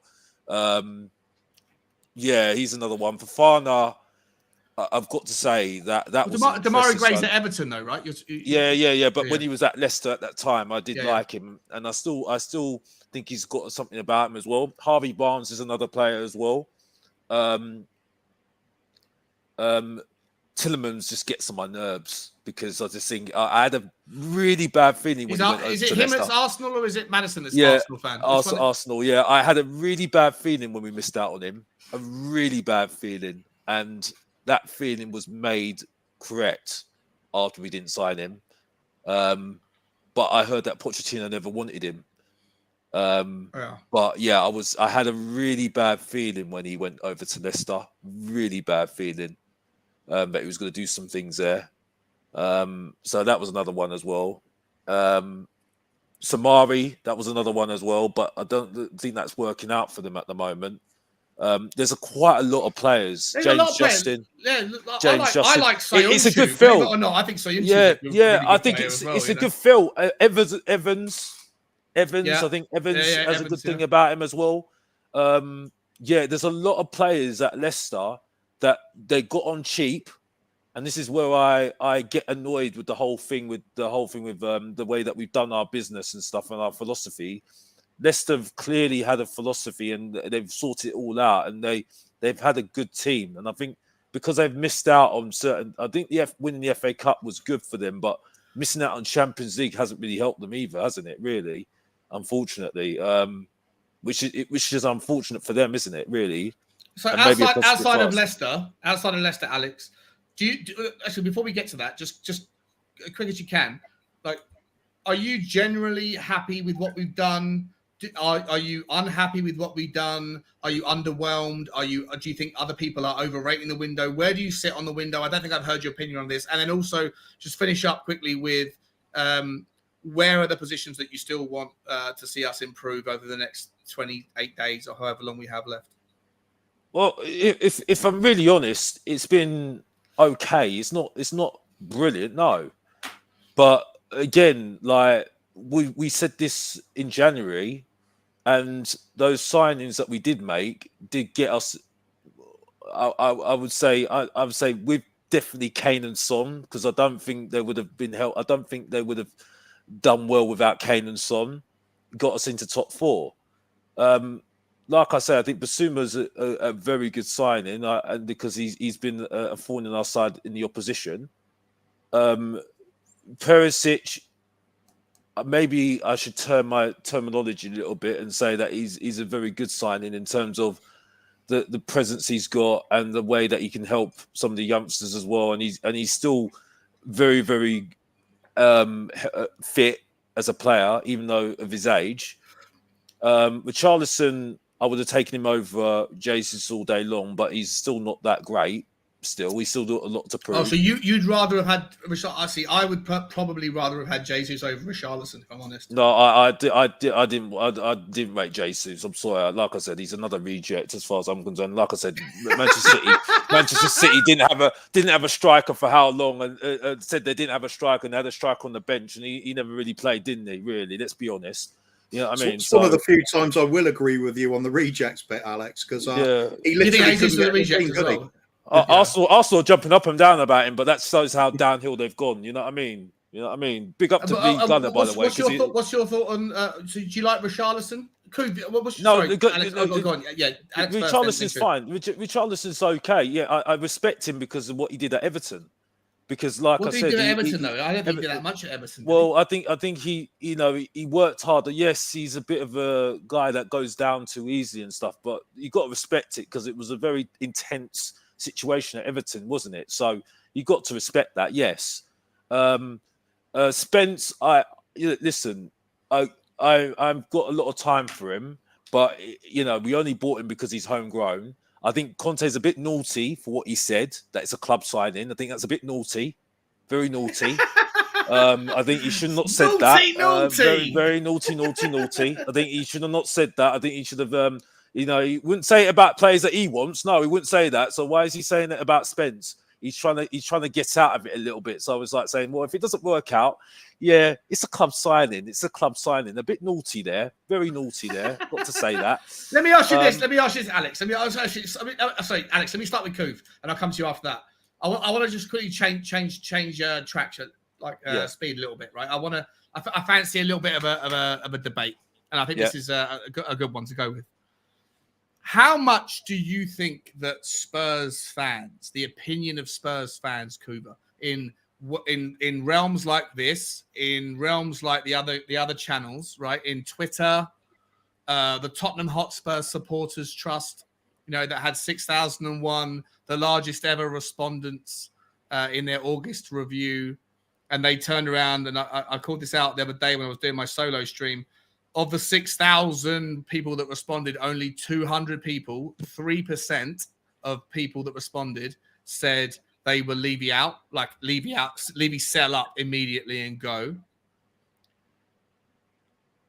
Where we can talk about that if you want to, but largely my point is, how much influence do you think the opinions of the Tottenham community, everybody in the various comments, how much of it gets fed back to Conte, to Paratici, to Levy, to the Supporters Trust? How much of that, if everybody here is saying we're not happy with Doherty, Spence, and Emerson being the three options, if Conte's happy or if he's not, right? How much influence do you think Spurs fans actually have over the decision making that's happening at Tottenham Hotspur, and not just at the top, but also dribbling down to the pitch side, the Paraticis and the Contes of the world?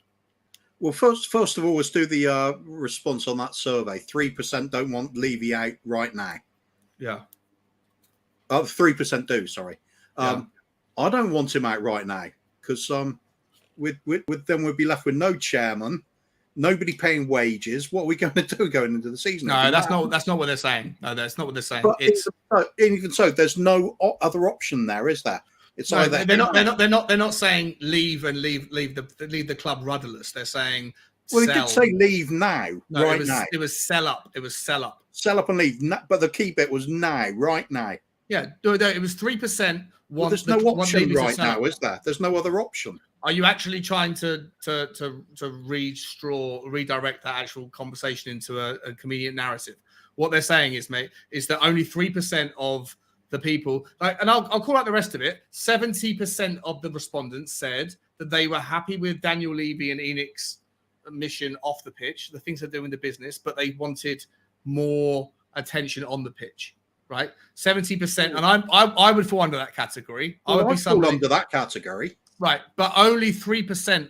If 70% of the 6,000, which is 4,800, whatever it is, if they want that they're happy with Tottenham, they're happy with Liga, they just want a bit better focus on the pitch. But only 3%, only 200 people directly want Levy to sell, as in we want you gone, as i.e. Levy out, hashtag Levy out. Only 3% of people are saying Levy out of the 6,000 people that have that were asked, right? And it wasn't just Tottenham Hotspur Supporters Trust people. It was, there was only 30% of people that were asked were actual Supporters Trust. A lot of people think that the Supporters Trust is not necessarily representative of the whole community, but only 30% of the people that were asked were Supporters Trust members. 30% were also season ticket holders. 70% were based in the UK. So I just wonder whether or not that sort of information gets... I'm not trying to start an argument about Levy out. What my whole point of it was, does that information get passed back to Daniel Levy? Right? That only 3% of the people asked want you to gone? Or does all of this kind of noise, all of our conversations where we're saying we're not happy with Dyer, or you're not happy with Emerson or Sessegnon or any of that stuff, does that stuff also get found? How much influence is what I'm? Sorry, I'm rambling here. How much influence gets back to the top of the club? He's a billionaire chairman, so he's going to employ people to look into all this stuff and feed back the bits they think's relevant for him. That's what I'd do. I'm not going. If I'm Daniel Levy, I'm not going to be spending all my days sifting through information. Of course, he's not listening to us talking right now, right? Of course he's not. But I mean, that's it. He will employ people, probably going around the groups on a daily basis. He must. I've asked my question in a really bad way. I'm going to try and re-ask. It's my fault. Sorry, it's my fault. I'm rambling and I'm ranting. My question is, do they give a flying, do they give a shit about what Tottenham fans think in communities like us, like what we're doing? Do they listen and say, Spurs fans generally think that Emerson's not good enough, therefore should we be looking at a different player? Or do they just go, Conte, do you like Emerson? And if Conte says yes, then he's okay regardless of what the fans think. Option B. And I think because we don't see all of it, there will be conversations, I'm sure, with Conte and with Paratici saying Conte's not happy with the squad as it is, but literally we've only got this amount of money available to try and fix that. Here's how much we think we can do. Here's who we're going for. And there'll be some sort of agreement must go in place, because otherwise Conte's just going to say, what the hell? I'm not going to get anything I want. So there must be some sort of conversation goes on with an acceptance of what the plan is ahead. And that is not going to be influenced, or at least not very much, maybe a tiny bit by fans, but I wouldn't have thought very much at all. Is the likes of Conte going to be influenced by fan opinion on who he wants to play for him? That's why we get the likes of Richarlison coming in, because I believe Conte loves him because he's had a hard upbringing. He's a street fighter sort of character. He knows what it's like to go with nothing. He knows you have to fight for everything. That, for me, rings of a Conte type signing. Whereas Jesus, the talent. Well, don't know his background. Actually, don't really care. Different sort of character when it comes to football entirely. Lots of skill, but you wouldn't look at him as being a fighter. Somebody that has got that snarling sort of attitude that Conte would love in a player. So it doesn't really matter what the fans think, does it? He's the kind of manager who's got the mental strength and charisma of his own to shape what he wants. It's a case of, do Paratici and Levy have the ability to give him that? So far, it seems to be on the right track. How much does Levy really look into it? He's not going to give a monkey's as long as the tills are ringing. We're staying in those that in and around that sort of magical fourth place spot. He's not going to mind. Business as usual. It's all good. I don't think if he really cares if we win or not, as long as it just stays there. As long as we stay in that sweet spot. So yeah, I think there's very little that we can say that's going to change it. I think that the THR, the Supporters Trust, they do some brilliant work in the community. They really do. But when it comes to this kind of thing, what are we really learning from a survey? That sort of survey.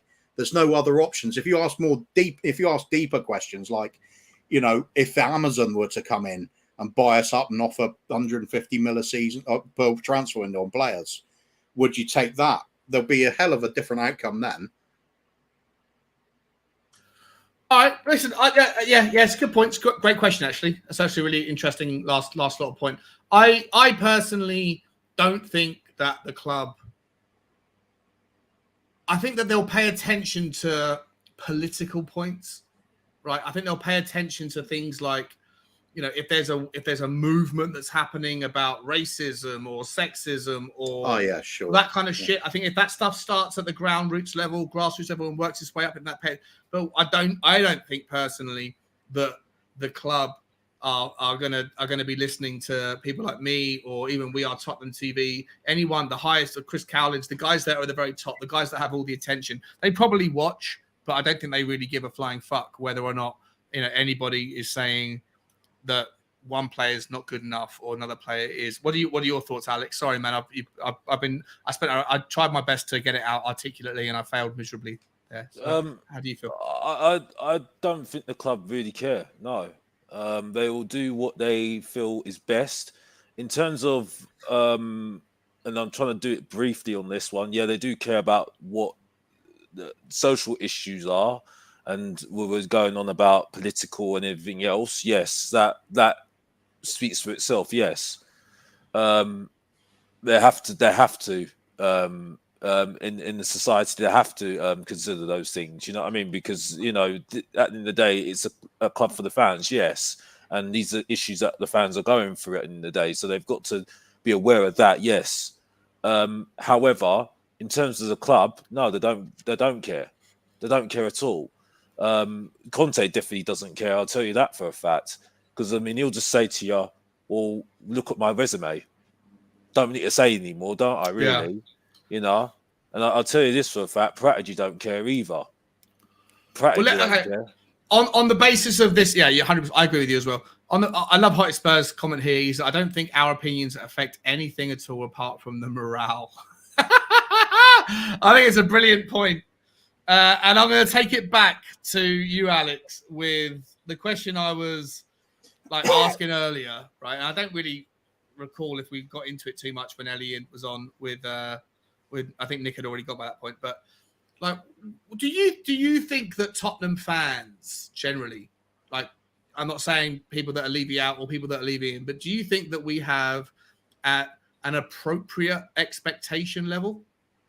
Do you think that fans who say if we don't win a trophy this year, it's failure, or if from my side of it, if we were to, I don't personally think that not winning a trophy necessarily means failure, but I'll also acknowledge that there's very little room that's available to grow without winning a trophy that we can still call progression. But do you think that Tottenham are as big of a club as the fans think we are? Or do you think we're bigger than the club, that the fact that some fans give us credit for? Or do you think we're smaller than some of the fans expect us to be? I think we do okay. I think we've done okay, yeah.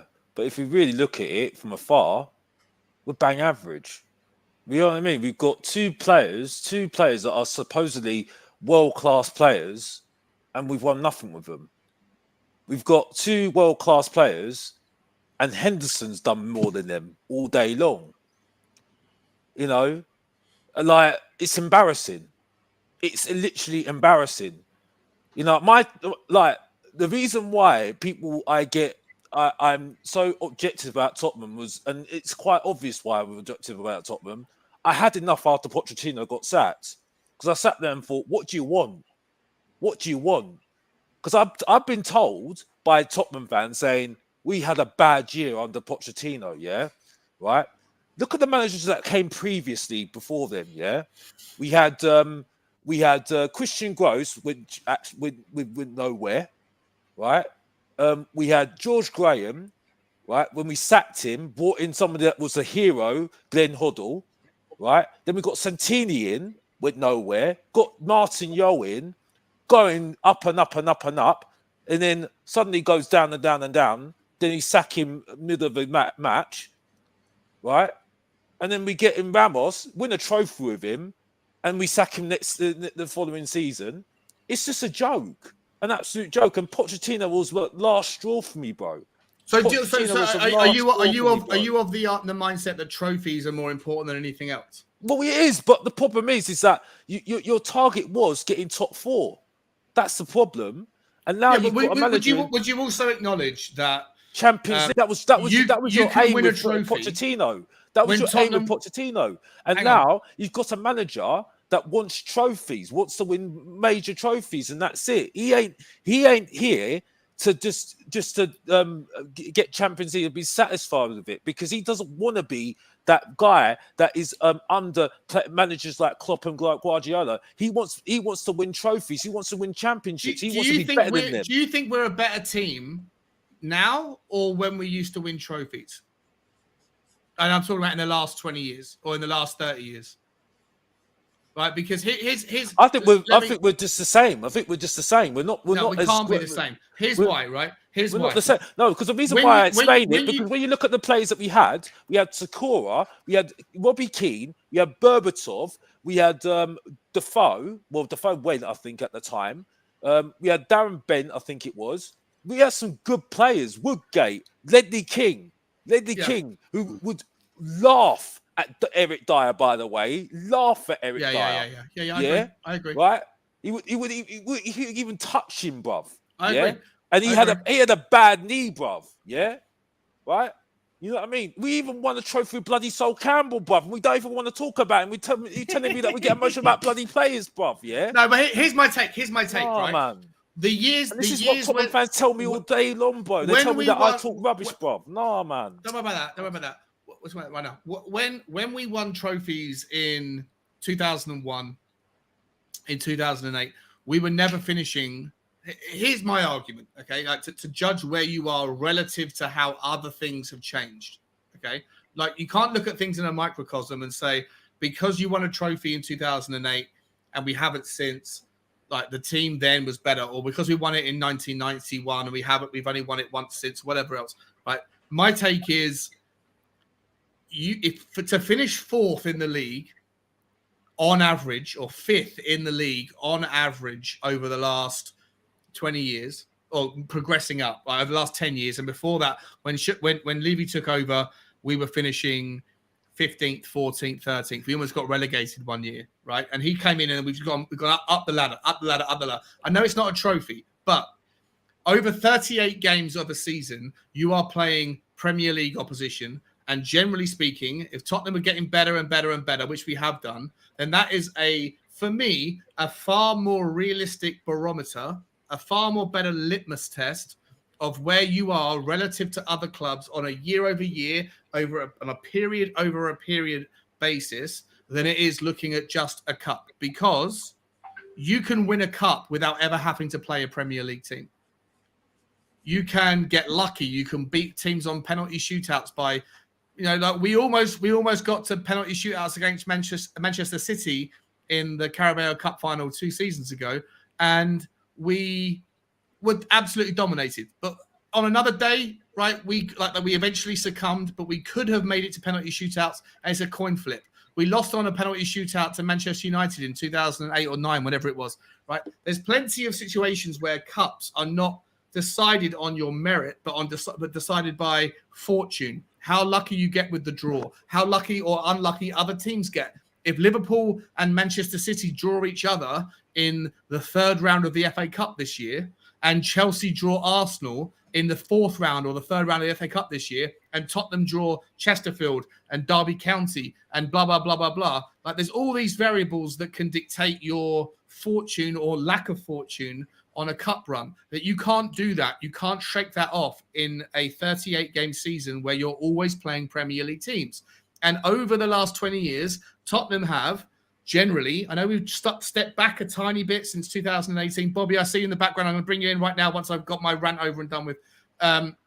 Over the last 20 years, Tottenham have finished. We started finishing 15th, 14th, and we got to 12th, 11th, 10th, 8th, 7th. Now, over the average, we finished 5th, 5.6 or whatever it is over the last 20 years. That, to me, is a better barometer of where we're at than whether or not you do well in cups, because cups are full of variables that everyone forgets. You might remember the last time Tottenham won the trophy, but I bet you can't tell me the teams you played in the 3rd, 4th, 5th, and 6th round of those competitions. And I bet you can't tell me the teams we lost to in the quarterfinals in 2015 and 2014 and 2013. Like, people forget those like incidental pieces of information because it doesn't suit the narrative and because it's just short-term irrelevance. But for me, I think the best barometer of where Tottenham are as a club is by judging on how you're doing in the Premier League.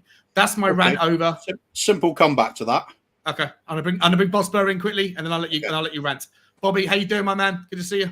All good, man. Evening, All Bob. good. Welcome back, bro. Evening. So you go, Koof. You go. I can see it waiting to come out, man. Yeah, he wants to go. He wants to go at me. Okay, if we're going for the barometer of league positions, league placing, meaning more, that means we're more successful than Arsenal over the last few years, yeah? Over the last years. Well, however many you like. Call it 5 years if you like. 5 years, yeah. Okay. So we're more successful. Yeah. Wait. Not successful. That's different. Not successful. That's not what I'm saying. Not what I'm saying. It's a better barometer. Didn't you do a video saying should we reassess what success is? No, I actually said we should. Well, I said success, but what I actually should have done with hindsight is say failure. The reason why I pulled that video out was because when I was on that show on the Sunday on Henry's channel, I asked the guys that were on it, what does success look like to a Tottenham fan like you guys? And they all said, unanimously, it was trophies. And I said, okay, cool. I agree with you. If you win a trophy, it's success. But does that mean if you don't win a trophy, you have failed? And they all said, yes, you failed if you don't win a. I said, okay, cool. So last season was a failure. Yeah. Yes. And they said yes. And I was like, okay, so I don't see it that way. I don't think, and I think if you were to ask Antonio Conte, was last season a failure? I don't think he would say yes. And he's the most like. Well, I do agree. One second, Alex. One second. I don't think that last season was a failure. I don't think the 2019 season when we got to the Champions League final was a failure. I don't think the season that we just got picked by Leicester City in 2017. I don't think that was a failure. You guys can think it if you want. The reason why I did that video about Manchester United was to say that if the argument is that if you don't win a trophy, then you have failed, then let's look at the most successful football club in the history of English football, which is Manchester United. And on the rationale that if you enter a trophy and you don't win, then you failed, then it's Liverpool now, isn't it? I don't think it is, because I looked into it, and once you remove community shields, it becomes a different metric, right? I don't think community shields are something that's really relevant. Okay. But I said, fine. But I said, on the basis that if you, according to that argument, not my argument, but that argument, if you don't win a trophy, then you failed. Then Manchester United, who are the most successful football club in the history of English football, have failed 90% of the time that they've entered competitions. That was all. I don't agree with that. I think it's madness to say that the most successful team in English football fails 90% of the time. That was what I was saying. It was misrepresented when it was put on the other show, right? Like that whatever. I'm not going to talk about it, but that was a misrepresentation of what I was saying. I was saying that you can't, like, it's ridiculous to say that the most successful team fails 90% of the time. And so for me, say your piece, Bob, because I'm going to go on a rant in a bit, Bob. you can have a rant. I'm going to go to Kuva first, but for me, I don't think like if you win a trophy, then that makes you successful 100%. My only point in the whole thing, I've got so much fucking heat for this, and it's really like it ruined the last 2 weeks of my life, right? But my only point was that we all agree that if you win a trophy, you're successful. My point is that if you don't win a trophy, it doesn't necessarily make you a failure. That's it. And you could disagree with me, and that's okay. But my point was that winning a trophy means success, but not winning a trophy doesn't necessarily make you a failure. You can be hot. If you're not hot, it doesn't necessarily make you cold. Right? There's degrees. You can be warm. You can be tepid. There's areas in between. That was all I was ever trying to say. I'm done. Sorry, rant over. Okay, for me, it's simple. What is the purpose of a football club? It's to compete in competitions. What are competitions? The winner takes it all. Even ABBA know this. Winner takes it all. Everybody else is a loser. That's the way it is. You want to be the team that isn't the loser. You want to be the one with the trophy. I'm not going to put on my wall a succession of numbers 2 to 5 up there to celebrate league positions. I will put a poster of Gary Mabbott holding the FA Cup over his head, though, because it matters. That's success. The league position isn't a success for me. It is failure. You look at Arsenal finishing in a lower league position to us, yet in the last 5 years, they won 2 FA Cups. You can argue about FA Cup being this random thing, and you can have a lucky run. Both of those finals, I believe they played Chelsea, didn't they? That's not an easy win, is it? Whenever we come up against it, we come up short every time. The most successful, when you even start off saying the most successful club in English history is Manchester United. What makes them most successful? Because they'd won that. You even have to say it at the start of the point. You can't get away from the point that it's silverware that makes you a success. So if we are looking at competitions and there is only one winner, of course everybody else is a loser. It's simple. I mean, I don't see how it can be any other way. Otherwise, it's not a competition. Otherwise, you could just say Harlem Globetrotters as a basketball team because they just do exhibition matches. Are they the most successful team? No, they're most entertaining. They're really well known around the world, but they don't. Unless they're actually winning competitions, they're not a successful team. It's different levels. If we play nothing but friendlies, I'd agree. Well, I mean, success becomes a different thing then. It's just about entertainment and enjoy yourself. Kuva, I'm not trying to convince you of my perspective. I appreciate your perspective on it. I'm okay with you, everyone feeling differently to me on it. Yeah, fair. Okay. Bobby, come on in, man. Mate, I'll be honest with you. I kind of agree and partly disagree as well. I think individually we all judge our own clubs on what we consider successful or not. You know, a Palace finishing 7th next season will be classed as a success for them. A Newcastle finishing top 6, a Villa finishing top 6 will be classed as success. A Villa winning the League Cup will be seen as success. With me, I know what you're saying about Conte, but I believe he won't have been overly happy about finishing just 4th. Not because of the fact we finished 4th, it's the way we finished 4th. The win-lose scenario. The fact we didn't have a shot on goal against the likes of Brighton and Brentford. We should have, and like Alex was saying, Arsenal were mediocre. They were shit last season. We should have finished 4th. Conte, in his mind, should have finished 4th a lot more comfortably than what. I mean, 4th was an outside chance anyway. And who's only going to do it was going to be Conte. So I believe, although he was happy about finishing 4th, there was a bit of an embarrassment about, not embarrassment, but slightly agitated about the fact we didn't take, full advantage of the shit show that was around us. And I kind of mentioned that back in October. There's no reason why we shouldn't finish 4th now because of not only us having good players, us having that manager, but the fact that the likes of United, Arsenal, and even Chelsea were faltering.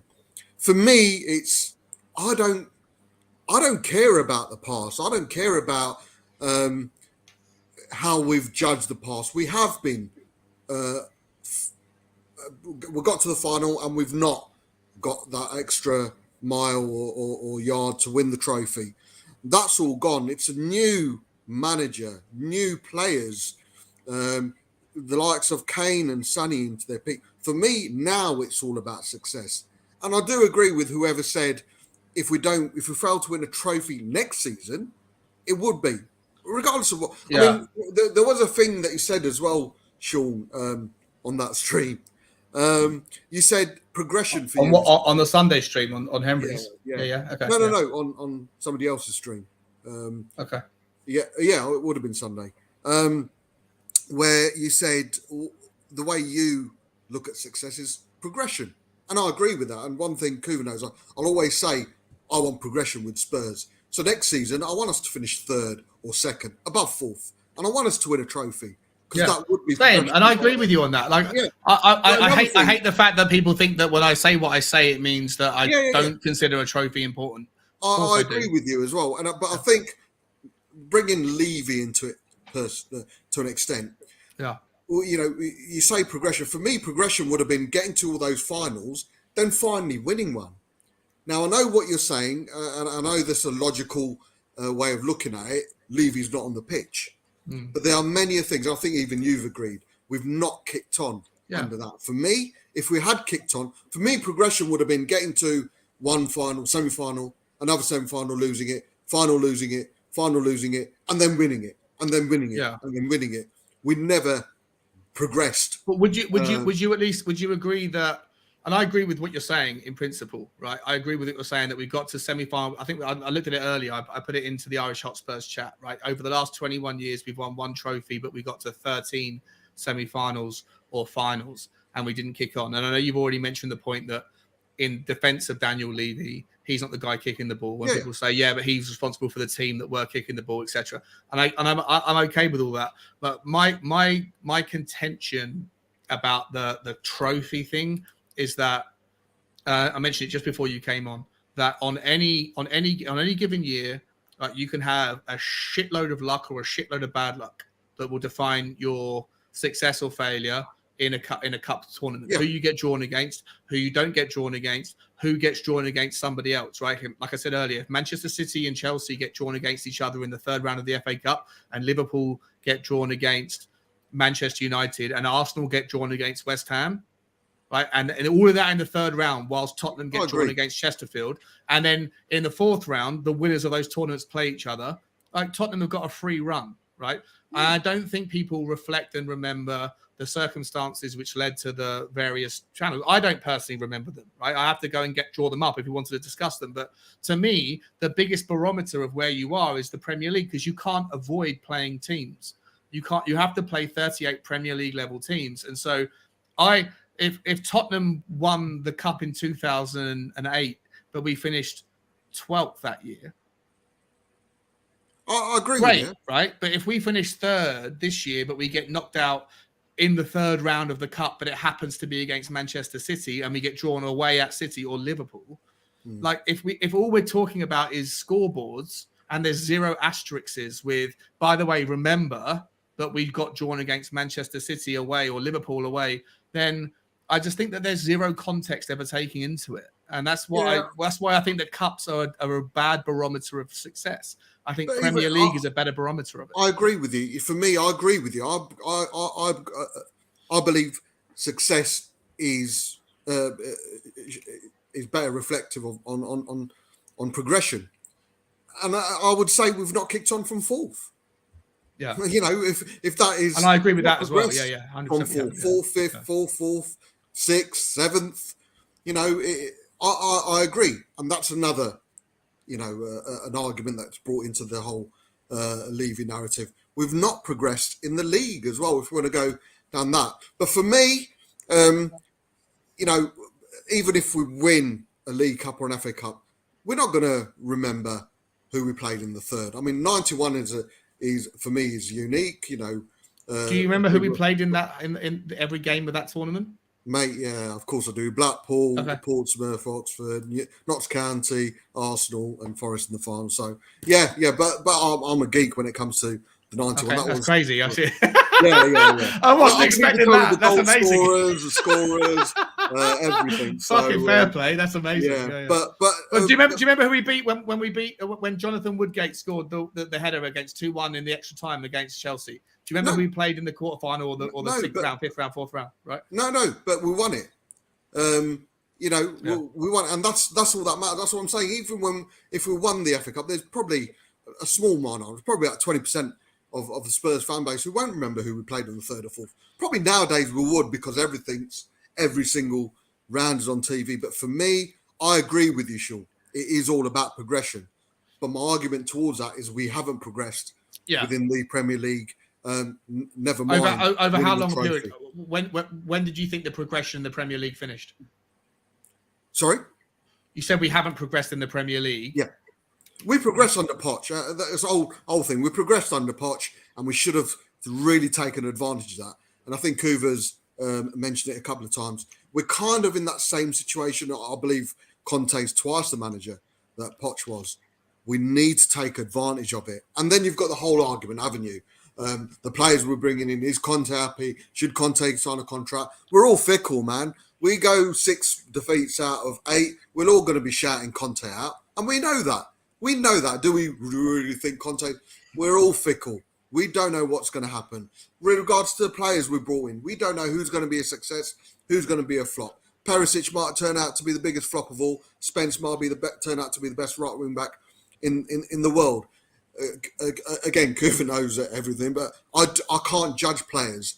Everything is hindsight. We were all jizzing off over Ndombele when he first signed for us, and now look where we are. So it's a wait and see with regards to what we can judge our own players who we think might be successful, because we've seen them play. With regards to the team, players coming in, they've never played for Spurs, so we can't judge them. So there is a bigger narrative, but for now, for me, success next season will be a trophy. Because this season right now, yeah?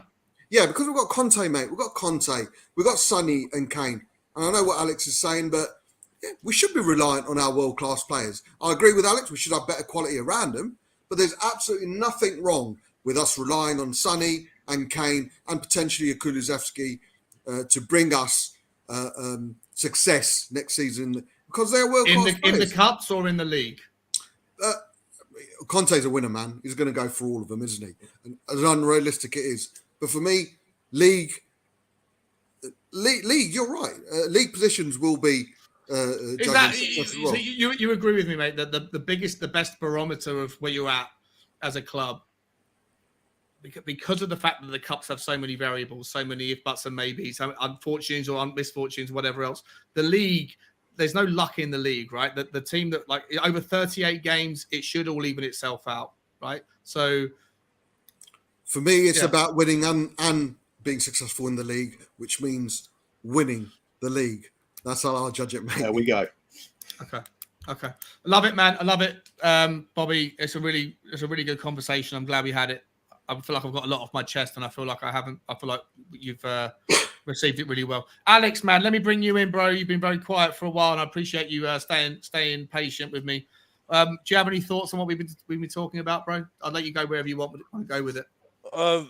This is why I need to stream more, man, because I can't sit in. Well, the floor's yours, mate. The floor's yours, my man. Go wherever you want to go. Right, as far as I'm concerned, the whole thing with Poch, like I said before, and I don't even want to go back to it again because it's old news. We have to move on. The fact is, he would have got sacked if he got an FA Cup or a Carabao Cup. He needed Champions League. That was it. Simple as that. The proof of the pudding was, look what happened to Mourinho. When he was in the Carabao Cup final, he got sacked before the final because they wanted top 4. Now, at the moment, with Antonio Conte as manager, not winning trophies is a failure. I even go as far as, if you're not getting at least one of the top trophies, meaning an FA Cup, a Europa Conference, Europa League, because to your your opinion, Sean, which is a load of rubbish as far as I'm concerned, saying that you can play rubbish teams in the first round. Well, I just need to say the Europa League, because you're going to play some good teams in that competition. I'll tell you that for a fact. So you ain't going to play nobody's there, aren't you? You know what I mean? I'm talking about the domestic cups, mate. Well, we can forget the domestic cups, because domestic cups are whatever. You know what I mean? Yeah, you've got a point there, yes. But if you win the Europa League, you're playing good teams then, aren't you? So you know what I mean? That theory is absolute rubbish then, isn't it? It's not my theory. Hang on, Alex. Hang on a minute. My point was about domestic cups. I'm not talking about the Euro. But we can say whatever you want, bro. But don't call it. Don't call my theory rubbish when I'm not talking about the thing you're talking about. At the end of the day, no, because Mr. Box Office has to talk some truth into you again. You got the floor. You got the floor. Again. Right, as far as I'm concerned, because I make statements, like I said, you've got Harry Kane and Son, right, and they've not won the Premier League. As far as I'm concerned, that is a disaster. That is an absolute disaster. And those are the people that tell me don't talk about Sol Campbell, Sheringham, and all these other players, yeah, because they left our club because they didn't win championships, yeah, right? It's an absolute failure if we don't win a championship with these players. When you're talking to me, when you've got Foden winning Premier Leagues, you've got a nobody like Jesus winning the Premier League. Yeah, you've got Declan Rice, who's won fuck all. You've got James Ward-Prowse, who's won fuck all. You can talk about West Ham all day, bruv. You can talk about West Ham all day. But good players don't always play for the best teams. You can talk about West Ham all day, bruv. But you can talk about Leicester City, who won the FA Cup as well, bruv. And they've only been in the Premier League for 5 years. I thought we agreed already on Leicester City. We agreed about them, but look at the past, Bob. So don't go there with me, Bob. Yeah, right. So I'm sorry. Right, the truth hurts. The truth hurts. And as far as I'm concerned, with those players in our squad, if we're telling us we're the world class players, world-class players, they should be winning the Premier League, bruv. They should be winning the Europa League, bruv. Yeah, at least, yeah. And don't tell me I'm not talking truth, because Kane was looking to leave last season because of it as well. So that's my truth, bruv, man. And that's all I need to say, bruv, man. And that's all I need to say, bruv, man. And that's facts. That is facts, bruv, yeah? That's all I need to say. And that's what Mr. Box Office just told you, bruv. Took you to scoring back, and that's all I can say, bruv. And that's all I need to say, and that's it, done. All right. Well, I was expecting more fireworks. Guys, before we go any further, there's 210 people watching. I really appreciate you guys spending the evening with us. If you haven't already, please hit the like button for me. And also, I've seen a lot of new faces, load of new names in the comments this evening. Please hit the subscribe button and the like button. Help the channel grow. Help the algorithm. Allow it to be found by new people that want to discuss Tottenham with us. Here's one for you, Sean. Okay. We first broke the top four in the Premier League back in 2009, was it? 2010 season? Harry Redknapp, wasn't it? Yeah. So that was progression. We've just broken into the top four again this last season gone. How have we progressed in those 12 years?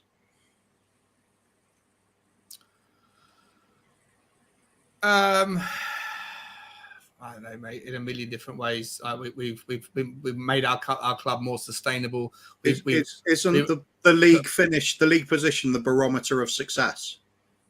Yeah. We're still fourth. Yeah. So we're at the peak we've ever reached. We're at the highest we've ever reached in the last 40 years. We're not though, are we? In the last 60 years, we're at the highest position we've ever finished in the last 60 years right now. So we're at peak progress. We haven't finished. Second. Sorry. Sorry. I'll retract. That's my point. That's my point. We progressed, and then we're back down to fourth. Just scraping fourth again. Nothing's happened. We've had times where we've had promise and we don't kick on from it. And that's what it is. And I think that's, the Levy argument, Sean, can come from different side, different ways. And there's people who just simply aren't happy with the fact how much money he's put in. That's never been my argument, because he has spent money. Some people have an issue with the recruitment team he's got himself surrounded by. That's another. Some people just don't like him. Some people look at the fact that feel like he is relying on the lovely, shiny stadium, and it is the best stadium in the world for me. But for me, a bit like Cooper, and to an extent yourself, Sean, we've not kicked on when we've been at that charge. Yeah, We've I been at don't, I that don't charge, disagree with any we've of not, that. I'm not kicked, and for me, that's the biggest gripe. And Yeah. for potentially for it to happen again, which I hope it's not, because we've made some good signings, world-class signings. We don't know, we don't know who's going to turn out. World-class player in Perisic, of course. Basuma's got a potential, but we don't know who's going to be world-class. But right now, it still just feels unfinished. Yeah, and it's the I fact agree with that you on it's that. the whole. We're going back to that same feeling of we're not kicking on now. I agree. We got Conte, and that's a different. The thing for me, Bobby, right? I love talking to you, bro, because there's always like wiggle room, right? Like you appreciate the grey area, right? And for me, like I get pigeonholed into this argument, and sometimes I end up defending things that I don't necessarily believe in because I get thrown the curveball of I don't know how do I explain this. I like people think because I'm not Levy out, I'm Levy in. I don't give a shit about. I know you don't. And I hope that most people recognize that what I'm coming from is I don't give a shit about him. If there's somebody better that can come in, but when we talk about all the semantics of where we finished and all that stuff, it all comes down to the Levy out versus Levy in debate. I agree with everybody that it's time for a trophy. I also agree with everybody that success is measured in silverware. I don't disagree with that. Well, I say it for the 1,000th time. I just think that you haven't failed necessarily. Sometimes you would fail. Like if this season, if we finished trophyless and we finished in 6th position, that's a failure of a season. You'll never hear me debate that. I will be on everyone's side on that one. When it comes to where I want us to finish this season, what I want us to see. I'm going to twist the conversation now into the transfer window because you two, Bobby and Kuba, you were on the show when we had that little funny clip of thus far, the whole transfer window, right? Slipped my mind. Yeah. Well, at the time, at that far, rather than thus far, I was like, we'd gone this far into the window and we hadn't signed Richarlison, we hadn't signed Jed Spence, and there was all these players that were going to get linked with us. And I was like, at that particular point in time, I'd say you give it a 7, but I reserve the right. And if we don't sign anybody better, or if we fuck up, or whatever else happens, we drop down to a lower number. I'm at the point right now where I am genuinely very worried about this season. I am. And there's a lot of people that are quote unquote Levy out that are far more optimistic on the window than I am. I think the window's been very underwhelming. I'm not going to. You can't say that. Let me finish my rant, bro, and then I'll come on the table. I genuinely think that the window. I'm not a massive fan of Richarlison. I'm not a huge fan of the fact that Jed Spence has come in and isn't going to play, or at least appears that he's not going to play until he's proven himself off the field. Yeah. Right. I'm not a massive fan that we haven't signed a better centre back. I'm glad. I think Longlay's a good option, but I think we need more elsewhere.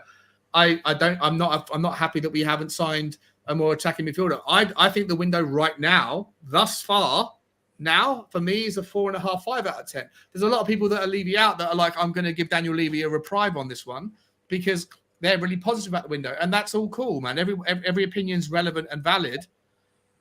I'm worried about where we're at right now. So I want to take this opportunity to make sure to remind everybody that don't pigeonhole me into defending mediocrity all the time. I don't think what we've done is mediocre, but that doesn't mean that I'm always going to defend bad things if I think bad things are happening. And I think the window has not been a success.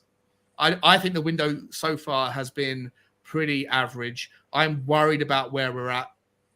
I'm really concerned that we have only 2 players of the window that are going to start on Saturday. So I want to hear how you guys feel about it. I'll start with you, Alex. Yeah, go on, Alex. Can I just say something though? Firstly, welcome to the club of the hate. bruv, because like, bruv, I embrace it all day long, bruv. That's why they call him Mr. Box Office, bruv, man. So welcome to the club, bruv, man. I don't really care. No, I'm all good, man. I yeah, like I it. mean, bruv. I you just, know what I mean? I feel like I have to remind people of Bruv, what I'm actually saying when I say it, rather than allowing bro, people to like it's make all fun and assumptions. games. It's all fun and games, bruv. Yeah, and that's there's a hate knocker in the box well, office, isn't there? Well, yeah, you just come at me all day long, bruv, and it's all that. Why are we rating the transfer window, for goodness sake? Why are we rating it for? That's what we're doing. That's what why are we rating it for? What is it? Why are we so FIFA enthusiastic about a transfer window? I didn't realize that you win a trophy over a transfer window. I didn't realize that.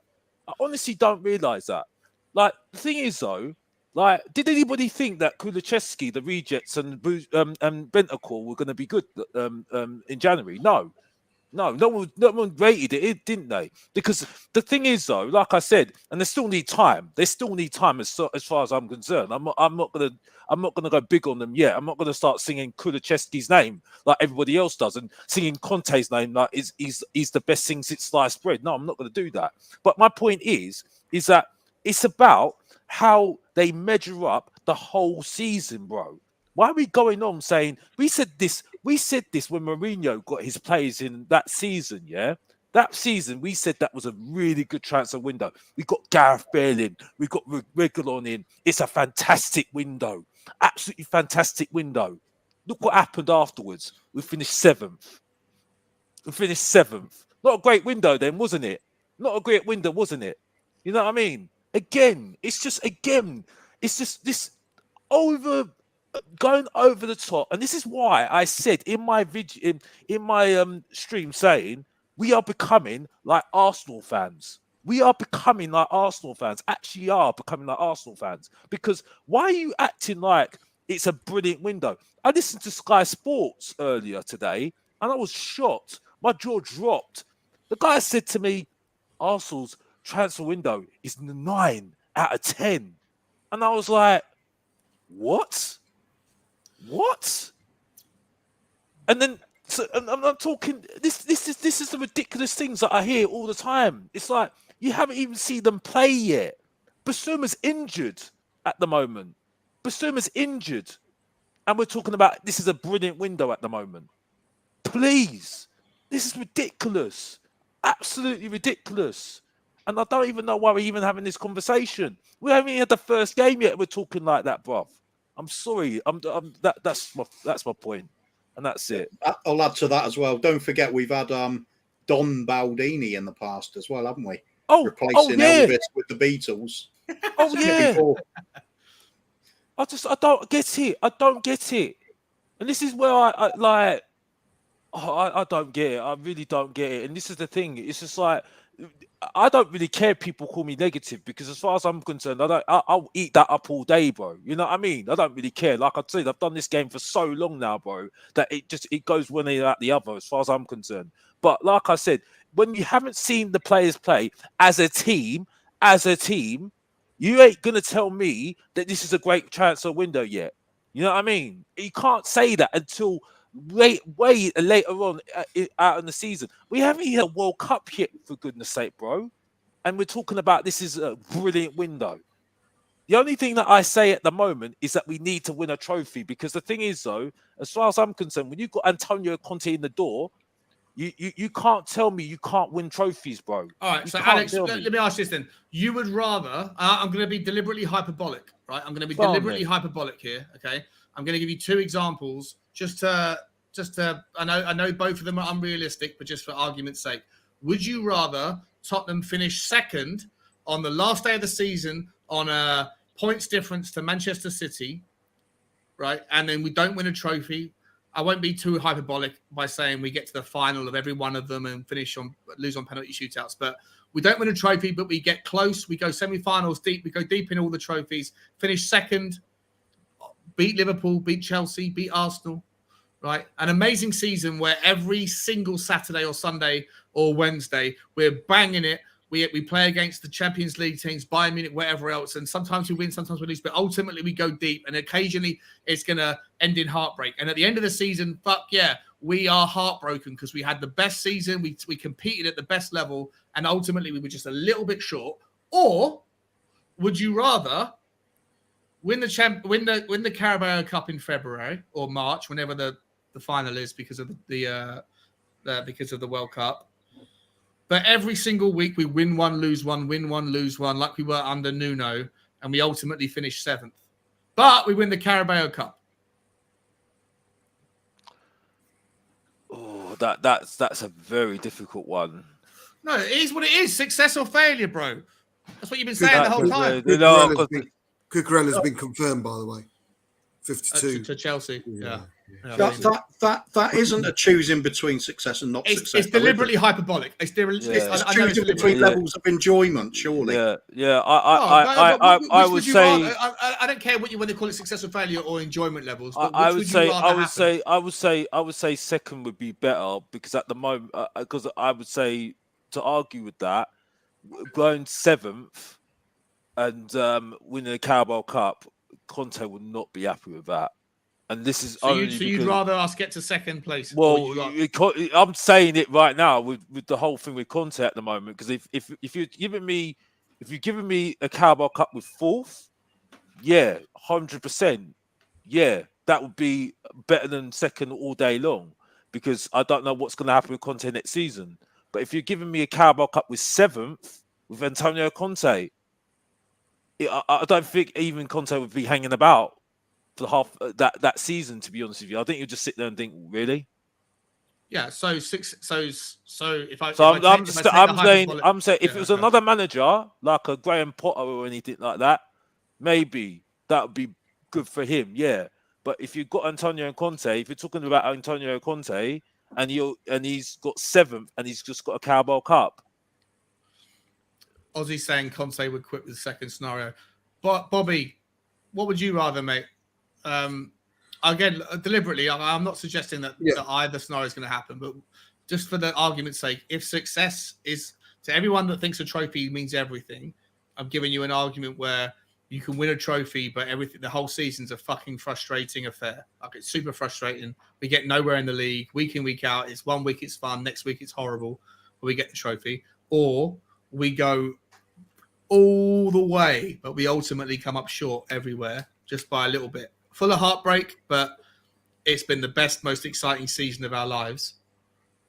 If trophies mean everything, which would you rather? Two ways. I mean, for me, personally, the FA Cup is the biggest cup in the world. Okay, well, let me swap the Carabao Cup for the FA Cup. Same scenario. Yeah. You finish 10th in the league, you win the FA Cup, you get dumped out of everything else, and you finish 10th. If we right now, if I want progression within the football team, within the football club, Conte is a must stay. If we finish 10th, then something obviously has gone wrong, and then Conte goes. For me, I can't lose Conte. For me, in the ideal world would be top 4, losing the Carabao and winning the FA Cup. That's me. The ideal would be winning the Premier League. But a more realistic one next season for me, progression would be silverware, but and progression within the league, which is third. But I don't, and we have to put a bit of realism to it. I don't think that's unrealistic. I really don't think. I know. I don't think we should be scared of it, expecting that. Expect it, believe it, want it. Because I'll rather go. But would you consider, if you're true to the narrative that has been presented, that I disagreed with, you would consider a season where you get to the final or you go deep in the Champions League, you get to the semi-finals and you lose, you get to the final or the semi-final of the Carabao and the FA Cup, and you run. Let's be more realistic. You get third in the cup, right, third in the league. Right, a really brilliant season. Every week we're there or thereabouts. We beat the best teams. Sometimes we slip up, but ultimately we don't finish with a cup. You would still consider that season a failure.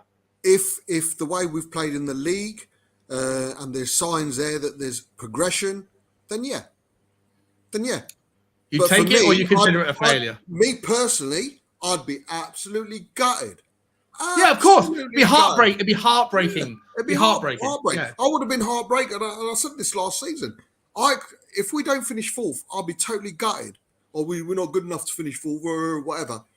I don't care. I should be allowed to feel, and all the Spurs fans with Conte and everyone in place should demand, should expect, should believe we're going to be successful. And if that first scenario is finishing second and getting to the deep into the cups, for me that should be a disastrous season. Progression maybe signs of things to come, but we as a fan base with Conte there and everyone should still see it as an absolute shit season. That's where we should be. Wow. That's where we should be.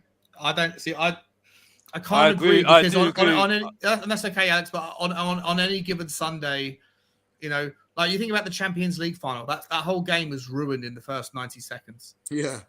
Yeah, right. But it was ruined as well because Kane was playing as well. To be honest, okay, 100%. But people that are of a certain mindset would go Daniel Levy, right?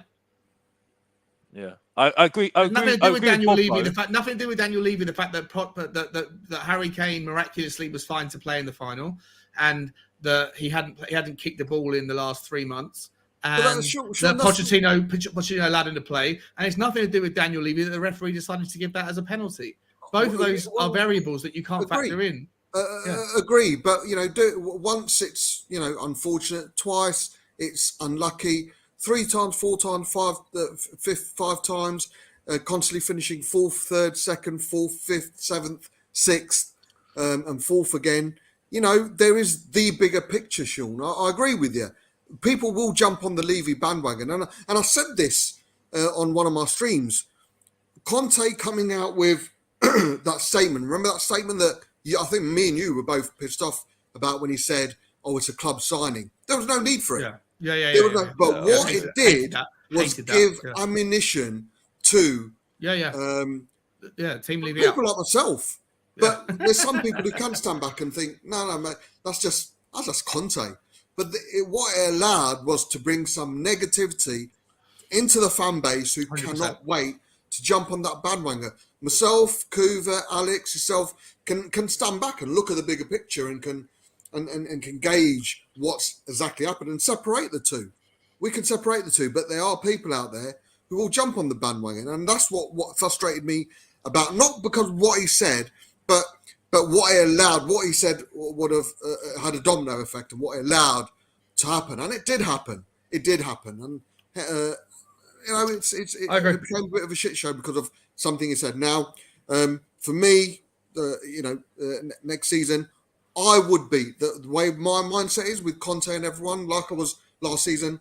I'll be absolutely gutted if we won fuck all next season. I'll be absolutely gutted if we finished second or even. Okay, third would be progression, but for me, it should be all about winning, especially now. Poch even when Poch was his top, it was a case of Poch, you're great. Now you need good players.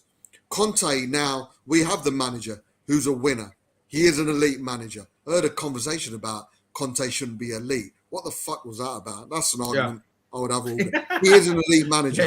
Back him. Because I'll tell you what, you've got more of a guaranteed success from Conte finishing 4th with this team than what we had with Poch finishing 2nd, because we've got Conte. We need to kick on, man. We need to kick on. The 2 options that you gave were very good. We weren't great. But no, I understand why you did those, but I agree with Bob. Both options are not great. I mean, I know they're deliberately. But I totally agree with what Bob's just said. To be honest with you, because I just gave an answer to the question. That was it. That's the only reason why I answered, and that was it. But yeah, I totally agree with Bob.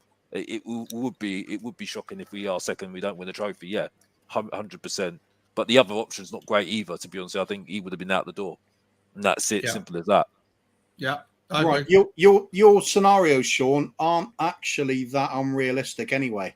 I'm thinking back in the 1980s, 1987 Spurs team, fantastic to watch, really enjoyable team. Yeah. 3rd in the league, FA Cup final, semi-final of the League Cup, 1-0. Top goal scorer as well, Coof. Top goal scorer, Clive Allen, 49 goals. We were a joy to watch. It was brilliant time, and we won nothing. But I compare that to 1984. We finished 8th in the league, and we won the UEFA Cup. And I will take that 8th in the league and the UEFA Cup every time. Yeah. Oh, if you were if I was to rearrange the situation and say finish 7th in the league but win the Champions League, take that all day long. Take that all day long, bruv. Snapped off your arm is gone, all day long. We will agree on that one. I take it all day long. Europa League, bruv. I'll take that all day long, bruv. 100%, because to win the Champions League or the Europa League, you have to beat very, very good teams. The reason why I don't value the Carabao Cup or the FA Cup as much as you guys do is because there is a pathway to win. I'm not saying it's necessarily realistic, but there is a pathway to winning that competition where you don't have to play a fucking decent team. Okay, I don't like the Carabao Cup. Last Carabao Cup that we won, who was the final against? Chelsea. Yeah. Who was the semi-final against? The Gooners. Yeah, but have you looked at when Portsmouth won the FA Cup? Have you seen what the teams that they played on the 3rd, 4th, 5th, 6th, 7th round? Yeah. Apart from us. Or when Wigan won the league. Have you looked at when Wigan won the League Cup? Have you actually looked at their route to the final? Like, it was piss poor. All I'm saying is that when you're playing in a domestic competition, you don't have to. I'm not saying you won't, but you don't have to necessarily play against any level of. If you get very lucky, you can win a trophy without ever having to get out of second gear. To win the Premier League or to win the Champions League, you have to play the very best. So to answer your question, Coov, as your comparison, of course, if it came down to winning the Europa League and finishing 10th, I'd take that because you get straight back into the Champions League anyway. Winning the Champions League and finishing 7th, of course, I'd take that because you get straight back into the Champions League anyway. Winning the Carabao Cup and finishing 10th versus finishing 3rd and not winning anything else, I'll take 3rd all day long.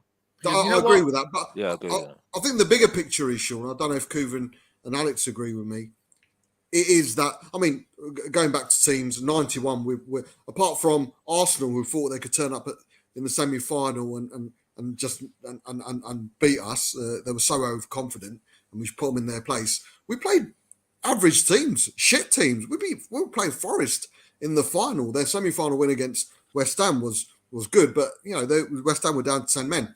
So, no one cares who we play as long as we win it. For me, right now, not just for the players, not just for Conte, not just for the club financially, I think we just need a win for the mentality of the fan base. Because once we get a League Cup in Feb, get that monkey off our back, Bobby.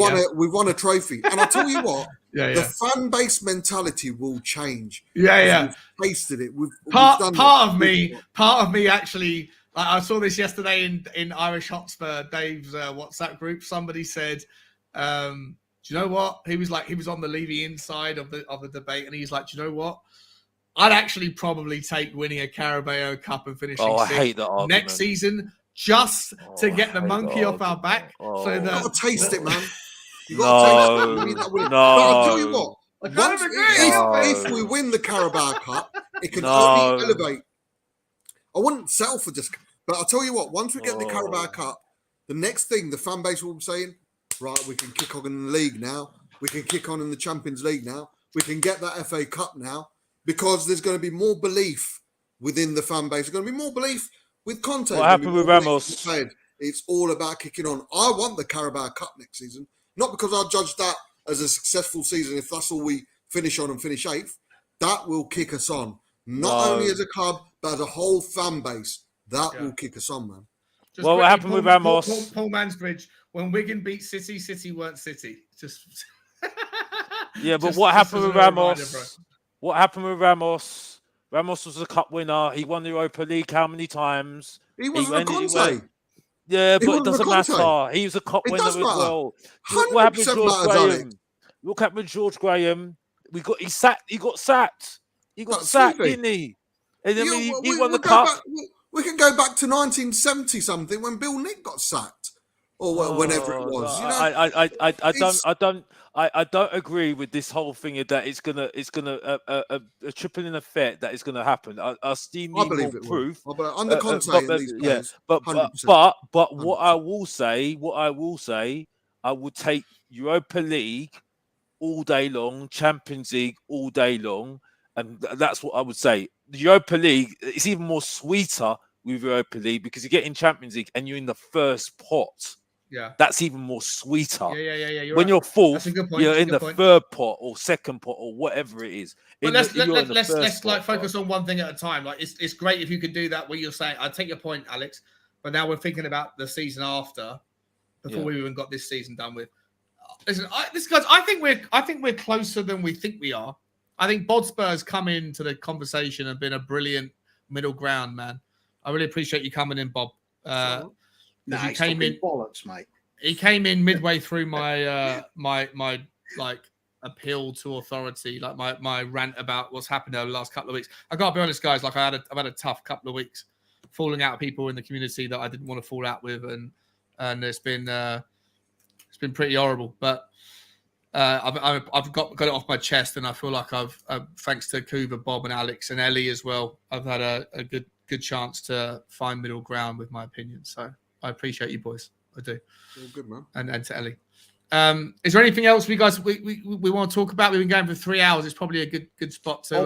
I'll just quickly answer the scenario that you did give though about finishing a point behind City, say the final of the FA Cup, final of the Champions League, semi-final League Cup, something like that.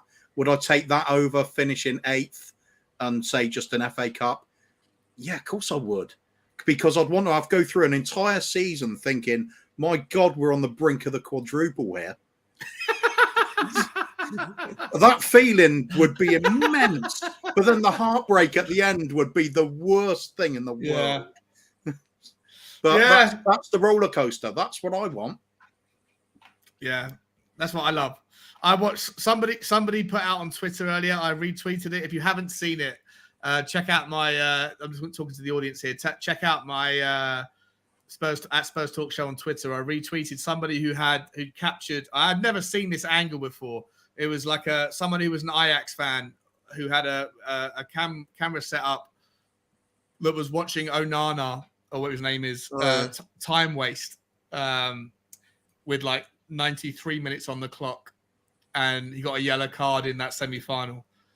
I'd never seen that angle before, and then he got yellow carded, and he was throwing his arms up, and he was toying with the ball boy, trying to waste time, and then it played out. It was like a 2-minute clip, and then obviously what happened. Yeah. It was just, I was like, see, that to me will stay with me. And like that night, I will never forget what happened. I will never forget where I was when 9/11 happened, right? A lot of people say like there's moments in your life, sliding doors moments, where you'll never forget where you were. Older people will never forget where they were when JFK was killed. I'll never forget where I was when 9/11 happened. And I will never forget where I was or how I felt when Lucas Moura scored that final goal. And I'm guessing everyone feels the same about that. Totally agree with that. But I don't remember where I was when Princess Diana dying. Yeah. Another example. I was in a Blackpool bed and breakfast. I know about that. I think I was asleep on my couch in my old house when I was growing up, and my mum woke me up, and I was like, "What are you doing? Waking me up for? What are you doing?" I was in a speeding car in Paris, beeping a horn, and like, you were just behind some horrible accident. It doesn't matter. I lost him eventually. With his camera. No, but like I will never forget where I was that night. I was with my dad in a pub in Waterloo Station, and it was like we couldn't get to the pub we were supposed to be in, so we went to it, and it was the weirdest and wildest atmosphere ever on a fucking strange Wednesday night. People coming in, getting a beer before they get their train going home. But it was the best thing I can remember of recent years in my life. And I don't remember I was at the stadium when Alan Nielsen in Wembley headed the ball, right? And we won, we beat Leicester. I was at Cardiff when we lost to Blackburn. I was at Wembley when Jonathan Woodgate scored. I remember the moments, but I don't remember the game. But I remember everything about that Ajax game. And for me personally, and I know it's not for everybody, but for me personally, what I take out of football is memories, moments, and experiences. And that doesn't start and finish with seeing someone lift the trophy. Sean, is that you've been to any final you've been to? It's been a shitty game, but a good result, sort of thing. Is that what you say? No, was it the Blackburn game we lost? We lost 2-1 to Blackburn in 2-1, Cardiff. yeah. That was awful. Graham I remember Stevens. I spent 6 hours trying to get in a car. My dad drove me home. I'm not having to go. It's just or even if it's a couple of the finals you've been to. No, but in 1999, whatever it was, when we beat Leicester 2-1, just a 1-0, Edinburgh got sent off. I remember that game. I don't remember the game, but I remember the moment Alan Nielsen scored. I remember dancing on the chairs. And I remember the Blackburn game, and I remember the Woodgate game. When he scored the goal to beat us to beat Chelsea in extra time. My point is classic matches, were they? I think that's that's a good point. It's a good point. I think that's the lesson to be learned here. Keep Shawnee away from us getting into a final. No, you're right. Maybe had one of those games been an absolute Ajax type game, maybe I'd remember it better. But for me personally, I just like lifting a trophy and it getting put into a cabinet. I know how important it means to everybody else. It's just my take personally. It's not as much. It doesn't mean as ideally much you need both, don't you? It's as the quote goes. It's not just about winning. It's winning in styles. Finishing with a flourish. It's I think the Carabao Cup for me, I'm not that fussed anymore. I've seen it, and it was the biggest moment of my life when I was younger. When we won it under George Graham, and when we won it under Ramos, because it was just something memorable in that sense. I feel the same way as you, Sean. When we got to the final of the Champions League, I went absolutely bonkers and screamed, and my brother was thinking I was going absolutely mad. I remember those moments. I totally agree with you. Another moment as well, and I'm not going to get into it too much because it's personal. Gareth Bale scoring that goal Milan against West Ham. West Ham. February 2013. Yeah, 2013. Away from Bobby, home. fucking hell. Away from home. He scored the last minute. Me and my dad went absolutely bonkers. I'm not going to get into it. Why? Because it is a bit of a personal thing. It's memorable, right? It's memorable. It's memorable. I totally agree with you. Absolutely 100% totally agree with you. But however, I'd still need more proof that I know it's worked for other teams. And that's what people have said, that it's a barometer for other trophies, but I need to see it proved with Tottenham. Because I think, it could motivate them. And it could motivate Kane and Song and Perisic and all these players, but I still need the proof. Because the following season's always a different season, isn't it? So, what I mean. Talking about a new season, Alex, mate. I'm going to start this because the whole thumbnail was about Southampton, and I haven't spoken about it for a split second. So let's just bring it back. Let's just bring it back quickly. 3 hours in. Let's talk about 3 hours in. We're talking about the main purpose of the show. I was just looking at my side screen here of like, what haven't I spoken about? I went, the entire purpose the of actual show, yeah. So I'm gonna we'll do this as quick as possible. Quick question for you on that game then, Sean. Would finishing above Southampton in the league position be a successful season? Yeah, it'd be a participant factor. Cooper, I'm going to come to you first on this one, man. Look, we got Southampton on Saturday, 4 days away, not even 4 days away now. Our opening day, last 10 opening days, just quickly, we beat City last season. The season before, we lost to Everton. The season before that, we smashed Villa. Season before that, we beat Newcastle. We've been pretty successful on opening days, right, give or take, okay? But I'm going to run through this real quickly so that I'm going to get through these slides. I've only got 3 slides, and then we'll talk about it. Bissouma's injured. Davies is injured. Skip is injured. Richarlison is suspended. I'll come to that next slide in a second. Kuv, how are you feeling about Southampton, my man? What do you want to see? What sort of team do you want to see? I didn't put this slide up to see if it agrees with you. What are your thoughts on Southampton generally, mate? Like, are you nervous? I think the only thing I'll change there is it's debatable whether it's Doherty or Spence that starts, I'd say. But I think you're probably going to be right with Doherty.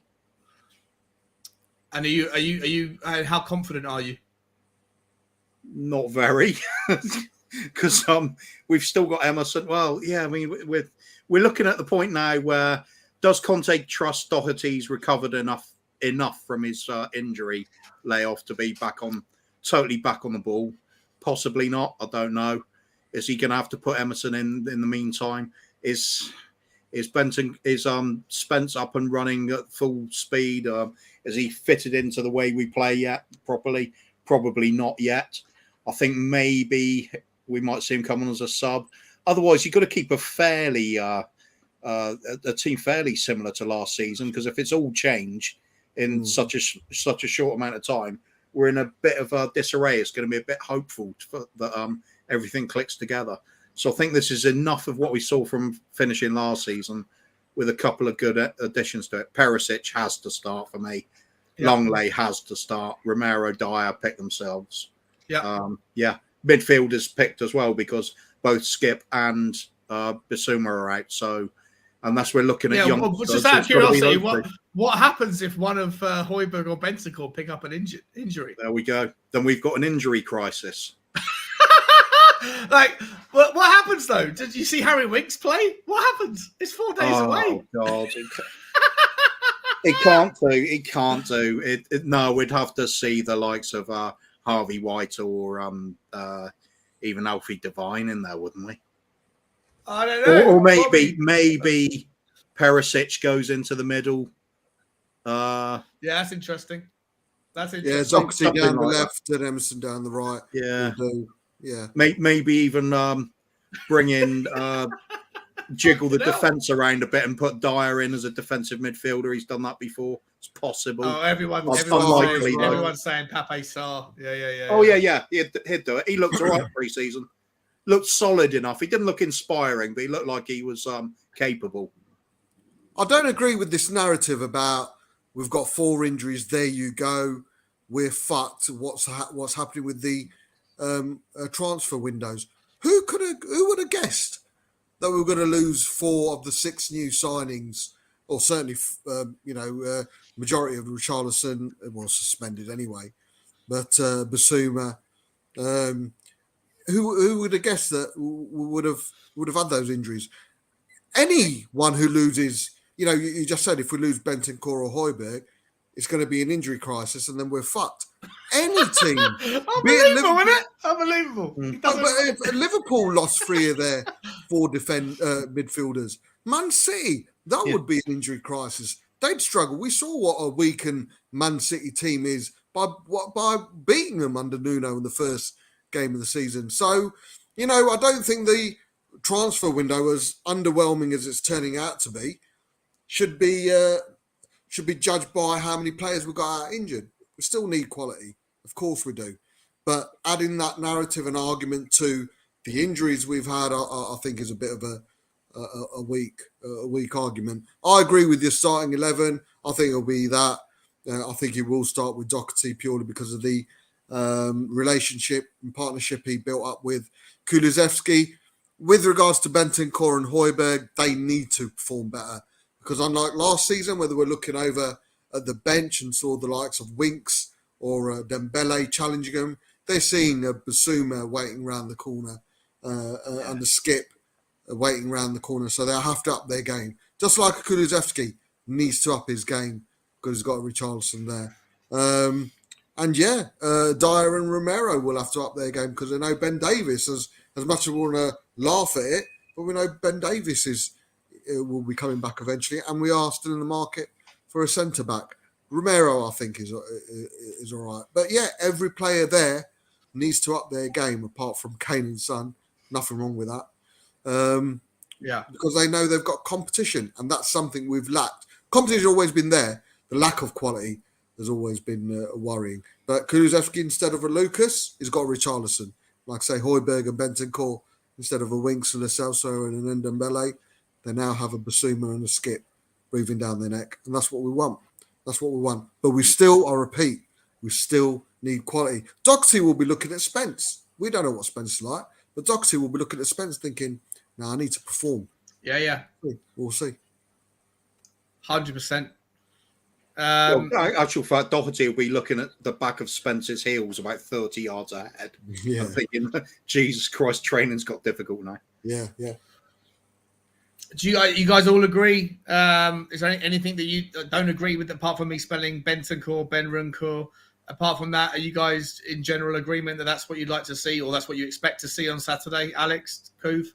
I don't agree. I don't like the team, no, but I think that is what's going to happen. Yes. Okay. I don't know about Doherty though. From what I'm hearing about his knee, Alistair Gold said it in his vlog. Oh, did he? What did he say? He's got his knees flaring up, is it? Yeah. Well, I'm just saying that he's struggling with it. Not this one that he's just done now. The last video, he said that he's struggling. Who's this? Sorry. Who's this, Alex? Doherty. I was surprised that he got back from his injury so quickly. We were all, weren't we? Yeah, so I think that's why he's not been playing that much. That's what I'm hearing anyway. I think Sarr is maybe considered, maybe as well, in midfield. I'm surprised he's still here, to be honest. I've got to be honest. And he might be going out on loan. But I don't think he'll be going out. He won't be going out before Saturday, will he? I think because you know why I say that, because I don't think he's getting that Champions League squad, so that's why I don't think that's why I think he will go on loan. I'm surprised Emerson's still here. If I'm really honest with you, I'm surprised either one of them are still here. To be honest with you, but I think Doherty would be the one that will stay over him, because I don't think he's got a chance of getting in that squad either. But yeah, I think in terms of the team at the moment, I think it speaks for itself. I think Perisic on the left makes sense, and I've kind of changed my opinion on him a little bit because of what he's doing with Sessegnon, helping out him as well, and I think he's giving a little bit of advice to Spence as well.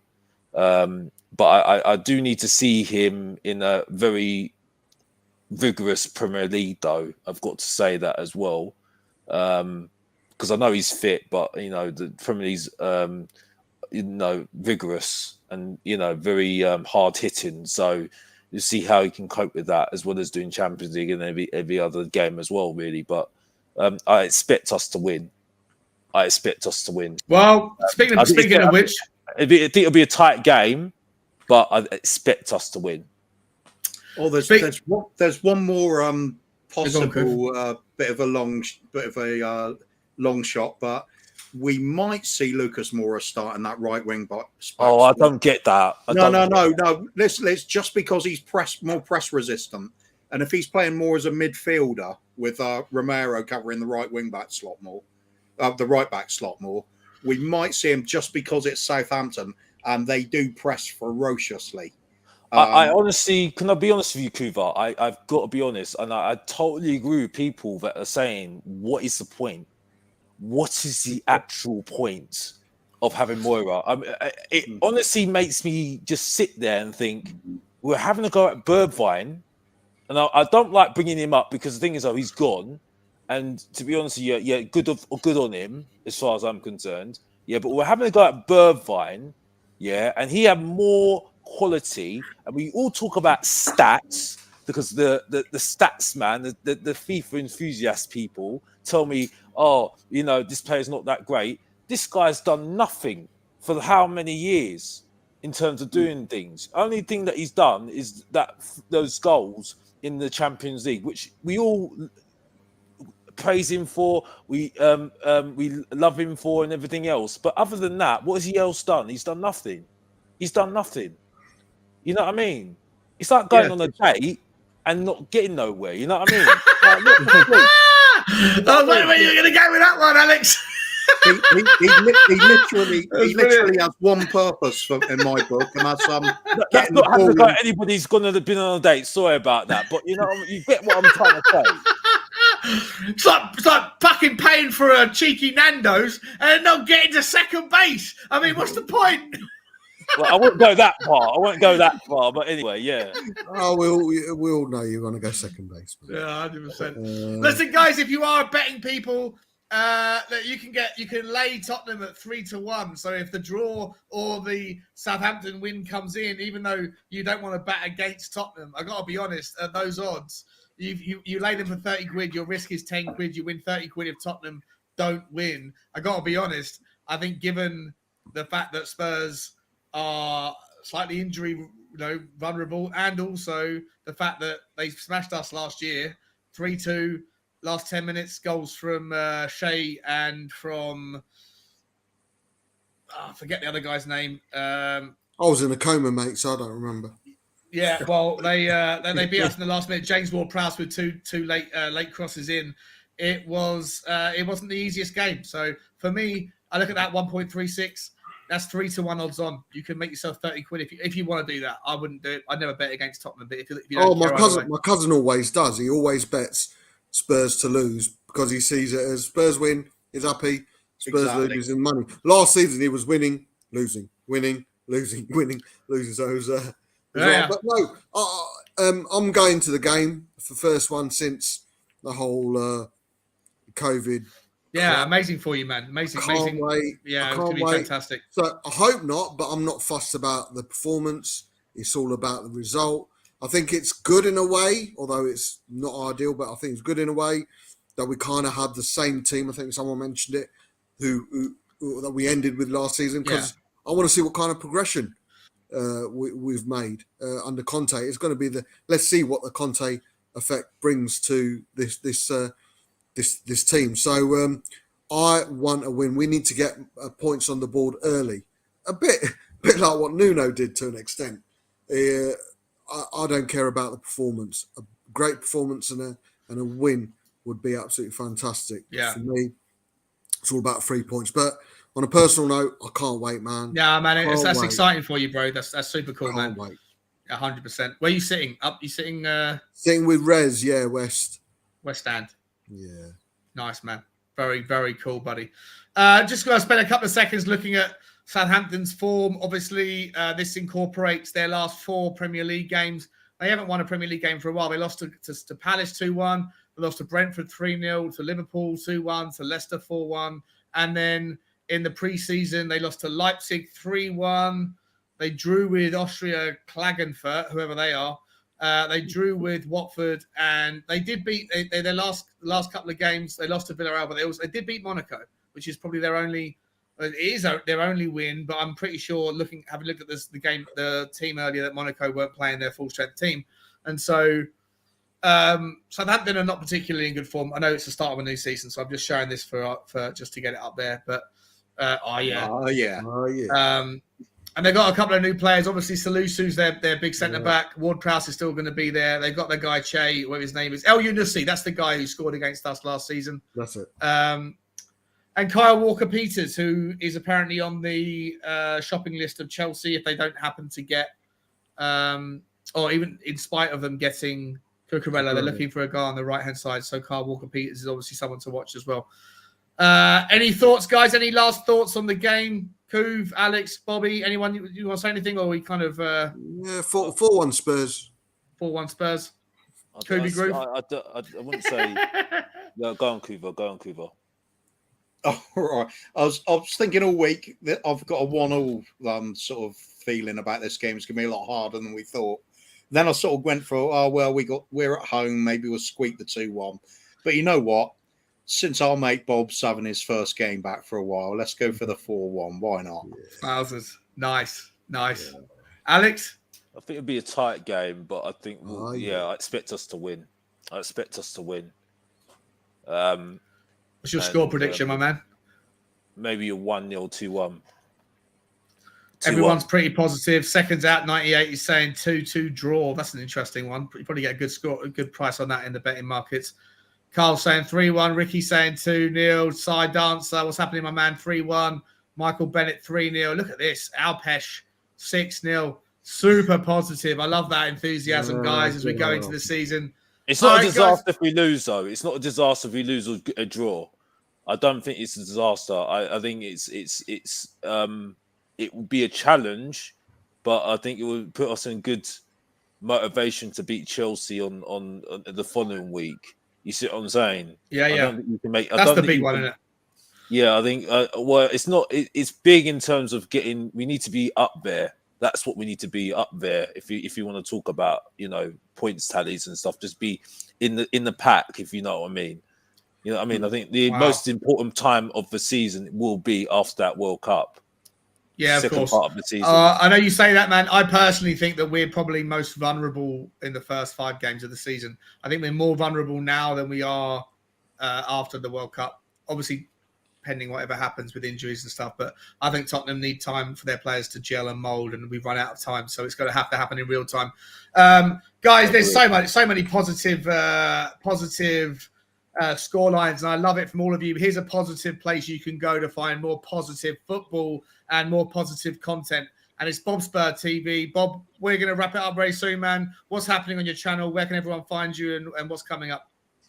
Yeah, in the wall, match day, Saturday night, 10:45, speaking about a Spurs win and looking back at the Premier League results like we always used to do on match day, talk about the full results, obviously concentrate on Spurs, but look at all the results and any headline makers.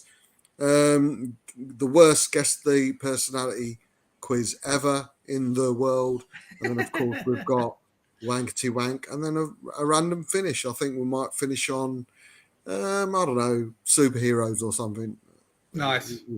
We'll see. I prefer the conspiracy theory stuff. That's the stuff. Yeah, I might do love that shit. conspiracy. We haven't done a best dressed supervillain yet, have we? Yeah, I know. Yeah, we haven't, have we? Something obscure. We'll think of something. We'll think of something. But yeah, just a quick one if you don't mind, Sean. Just raising awareness when it comes to. Are you still doing the NHS thing, or is that done? Yeah. It's still going on till the 15th, and 22nd is from the 22nd is when we're going in to do the filming, etc. I think Rez and Iggy might be coming with me. Still not confirmed, but we might be doing that. But yeah, entailing with that NHS fundraising. I'm trying to raise awareness for the lack of help that's out there for people coming out of an induced coma and the mental effects it has on people. The dreams, the nightmares that you have while being in induced coma is something that people don't talk about, never mind men. And it's certainly affected and it's affecting my life. Fortunately, I have a good supportive network around me. I'm one of those people who will talk about things and not shy away from it and not hide away from it. And I just hope by speaking about it continuously, we're in a fortunate position where we do have quite a bit of a following on certain streams and certainly following on Twitter and YouTube. And if it means another Stuart, another Luke come to the fore and find a bit of peace and a bit of a peace of mind by talking about it and sharing their experience and nightmare of what it is in induced coma, then the better. I've managed to do it with 2 people. We've managed to do it with 2 people. When I say me and Kuva. Kuva was absolutely brilliant when he hosted the show for us. And the more people do it, the better. Like I say, it's there's NHS for everything that they do. I think because men don't talk about, people in general don't talk about what they go through because it is a bit embarrassing. It does affect everyday life. The nightmares are so vivid, are so real, and I think it should be shared because it does affect everyday life. And I thought I was on my own and it had to take a questionnaire to come in from Princess Alexandra Hospital, the aftercare, the critical care team, to ask me questions. Do you still suffer nightmares? Do you are you afraid of doing certain things? I'm reading it thinking there's reason why this questionnaire has come through the post because a lot of people relate to it, but it's not out there. And I think we need to. Do you have any idea how many people, like in the UK, suffer comas? Whether it's like induced comas, like you went through, or through brain trauma. Do you have any idea on that? Like how many people are affected by it, like yourself? No, I don't know the percentage, but I'm sure that's again something that I'm trying to find out, and I'm writing to hospitals, sort of sending emails to hospitals to. I mean, I see a counsellor to help me with that.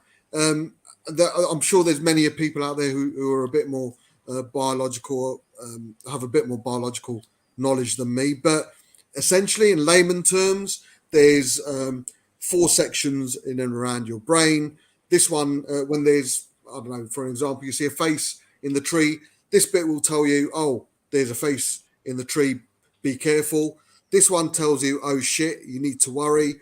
This one assesses the situation and says, okay, it's not that something to worry about too much. But then there's a final bit that says, calm, everything's okay. Got it. And what's been established is this bit going from, oh, we don't know if it's real or not, to the bit where it tells you everything's okay. That's what gets shut down in a coma. That gets shut down. And that's the issue where there's that breakdown. For me, I know it's not real, but the nightmares that you have when you wake up in the morning feel real. And I tell you what, some of the nightmares that I had, Kuva will know, and I think I've shared it with you as well. They can fuck your day up.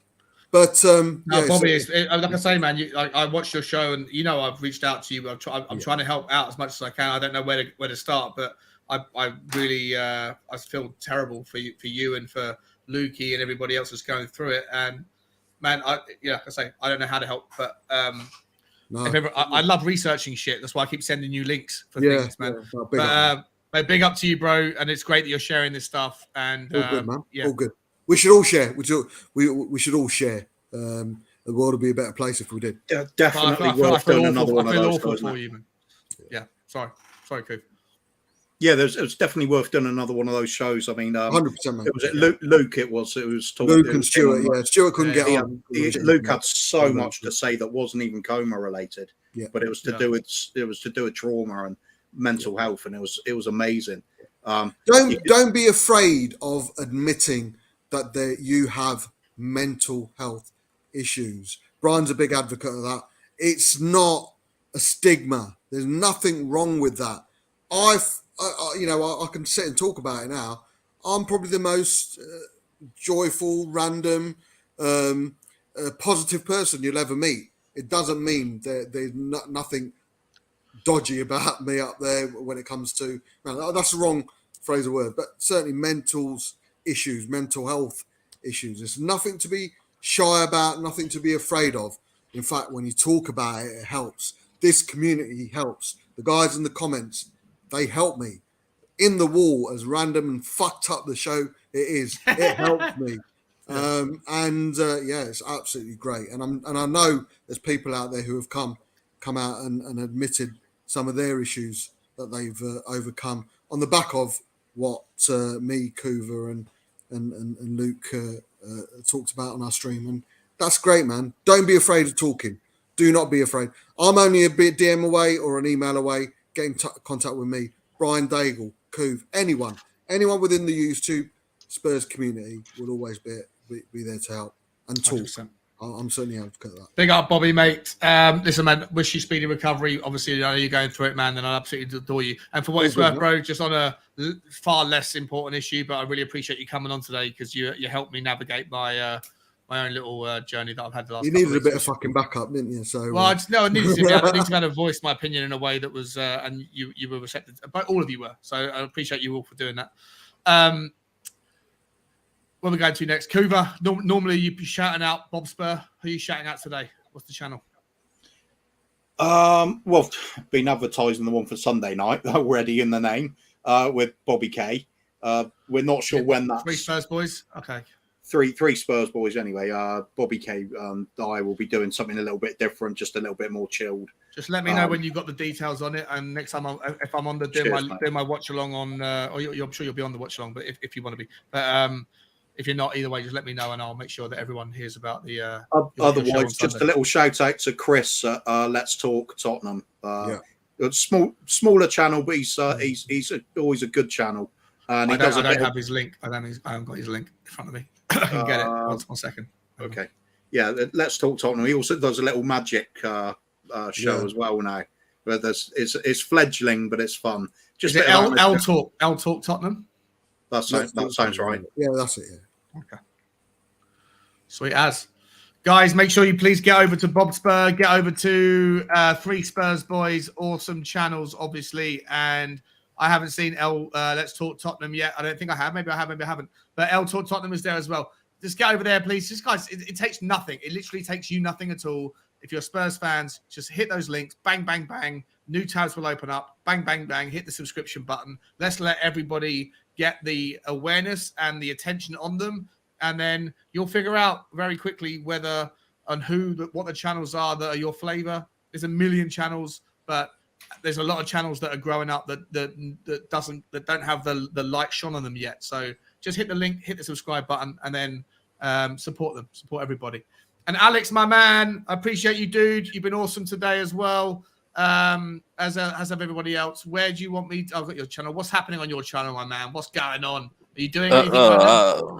At the moment, I don't know, to be honest. At the moment, it's nothing to do with because I'm scared, because I'm not bothered at all. I can make trick content if I really wanted to. If I really wanted to rip it all up, I'll rip it all up. Trust me. Yeah. But yeah, just things I need. I'm not going to get into it, but yeah, it's, at the moment, priorities. At the moment, it might be something, it might not. I don't like making promises that I can't guarantee. That's what I don't like doing to people, especially that they're subscribed, which is appreciated, to be honest with you, if I'm really honest. So, but if you do want to subscribe, that'd be great. But yeah, at the moment, I'll be at the game on Saturday, so that's a positive. So that's a good thing. So I'm looking forward to that, definitely. So yeah. But to be honest with you, I do get frustrated when I'm not able to say stuff. So I will. What happened? You've been able to say what's on your mind today, though, right? I haven't. Yeah. But you know what? It is good to get out there and talk. You know what I mean? So you know what I mean. So I do understand that. You know, if I did more of the streaming, it would be good for me, definitely. But it's just unfortunately priorities. Unfortunately, well, you're always welcome on here, my man. Love you today. You've been great. Bobby, you've been fantastic. I have to say this as well. Sorry, mate. Yeah, cool. I have to say this as well. Yeah, respect to you, Bob. By the way, good. But I'm not going to say what I need to say here because what you said is really personal and private, and I need to speak to you that privately. But But yeah, big up to you, Sean, for doing that stream on your own, because I know that would have been hard for you and stuff. And I loved it. I actually fucking loved it. I was nervous getting into it, and after a while, I was like, no, because I'm so verbose anyway. It's pretty easy to talk for 2 hours if it's just you talking. yeah. So I hope you do more of that. To be honest with you, yeah. Because I appreciate that. Yeah, I hope you do more of that. That's all I can say as well. But yeah, thanks, my man. Guys, get over to Alex THFC, whether he's coming back anytime soon or not. You don't want to miss out when he drops new content. He's a fucking legend of a guy. He sticks to his opinions, and we absolutely adore him on this channel. Big up, Alex. And last but by no means least, guys, just a final shout out to Ellie. She was on earlier. Oh, wait a minute. Sorry, I've got one more shout out as well to get. Sorry, I forgot about Nick. Where is he? Where's his channel? Please get over to Ellie's channel with Dermatron and Ishan and Mark and Phil. They're over there on THFC Till I Die. They're like on the march towards 1,000, and they put in a lot of groundwork trying to relaunch that show. So hit that link and get that one done. And also a big shout out to Nick Boy. He was only on for like 10 minutes before his internet cut out, and he never came back. But big up to Shelfside Spurs. They haven't been doing content obviously over the summer, but I'd imagine that they're going to come back in the next week or so. So please get over there and show some love to Nick. And who else is part of that channel? It's Rez, and who else, guys? Johnny Arnstein. Al will go on. And Al, big Al. Yeah. Massive channels. Ladies and gentlemen, last thing I'm going to ask of you guys is if you wouldn't mind, please hit the like button on the show. It's been fun. It's been 3.5 hours. I hope you enjoyed it. I'm sorry we didn't spend too much time talking about the Southampton preview, but, shit happens. Okay. It is what it is. Ladies and gentlemen, we're going to let you go. Hit the like, the subscribe button, and we will see you. Someone was asking if we're doing a watch-along. We are doing a watch-along on this show. So I think the game starts at 3. We're going to start at 1:30. So come back here 1:30. I'll put the link up and everything else. Ladies and gentlemen, I love you all. Thank you, Kuva. You've been awesome. Thank you, Bobby. You've been awesome. Thank you, Alex. You've been awesome. Thank you to Nick and to Ellie. Both of you are always awesome. I love you all. Thanks, everyone in the comments. for hanging around. Have a wonderful Wednesday evening, guys. We're over hump day, 3 days more, and the season is back. And as always, guys, as always, bye-bye.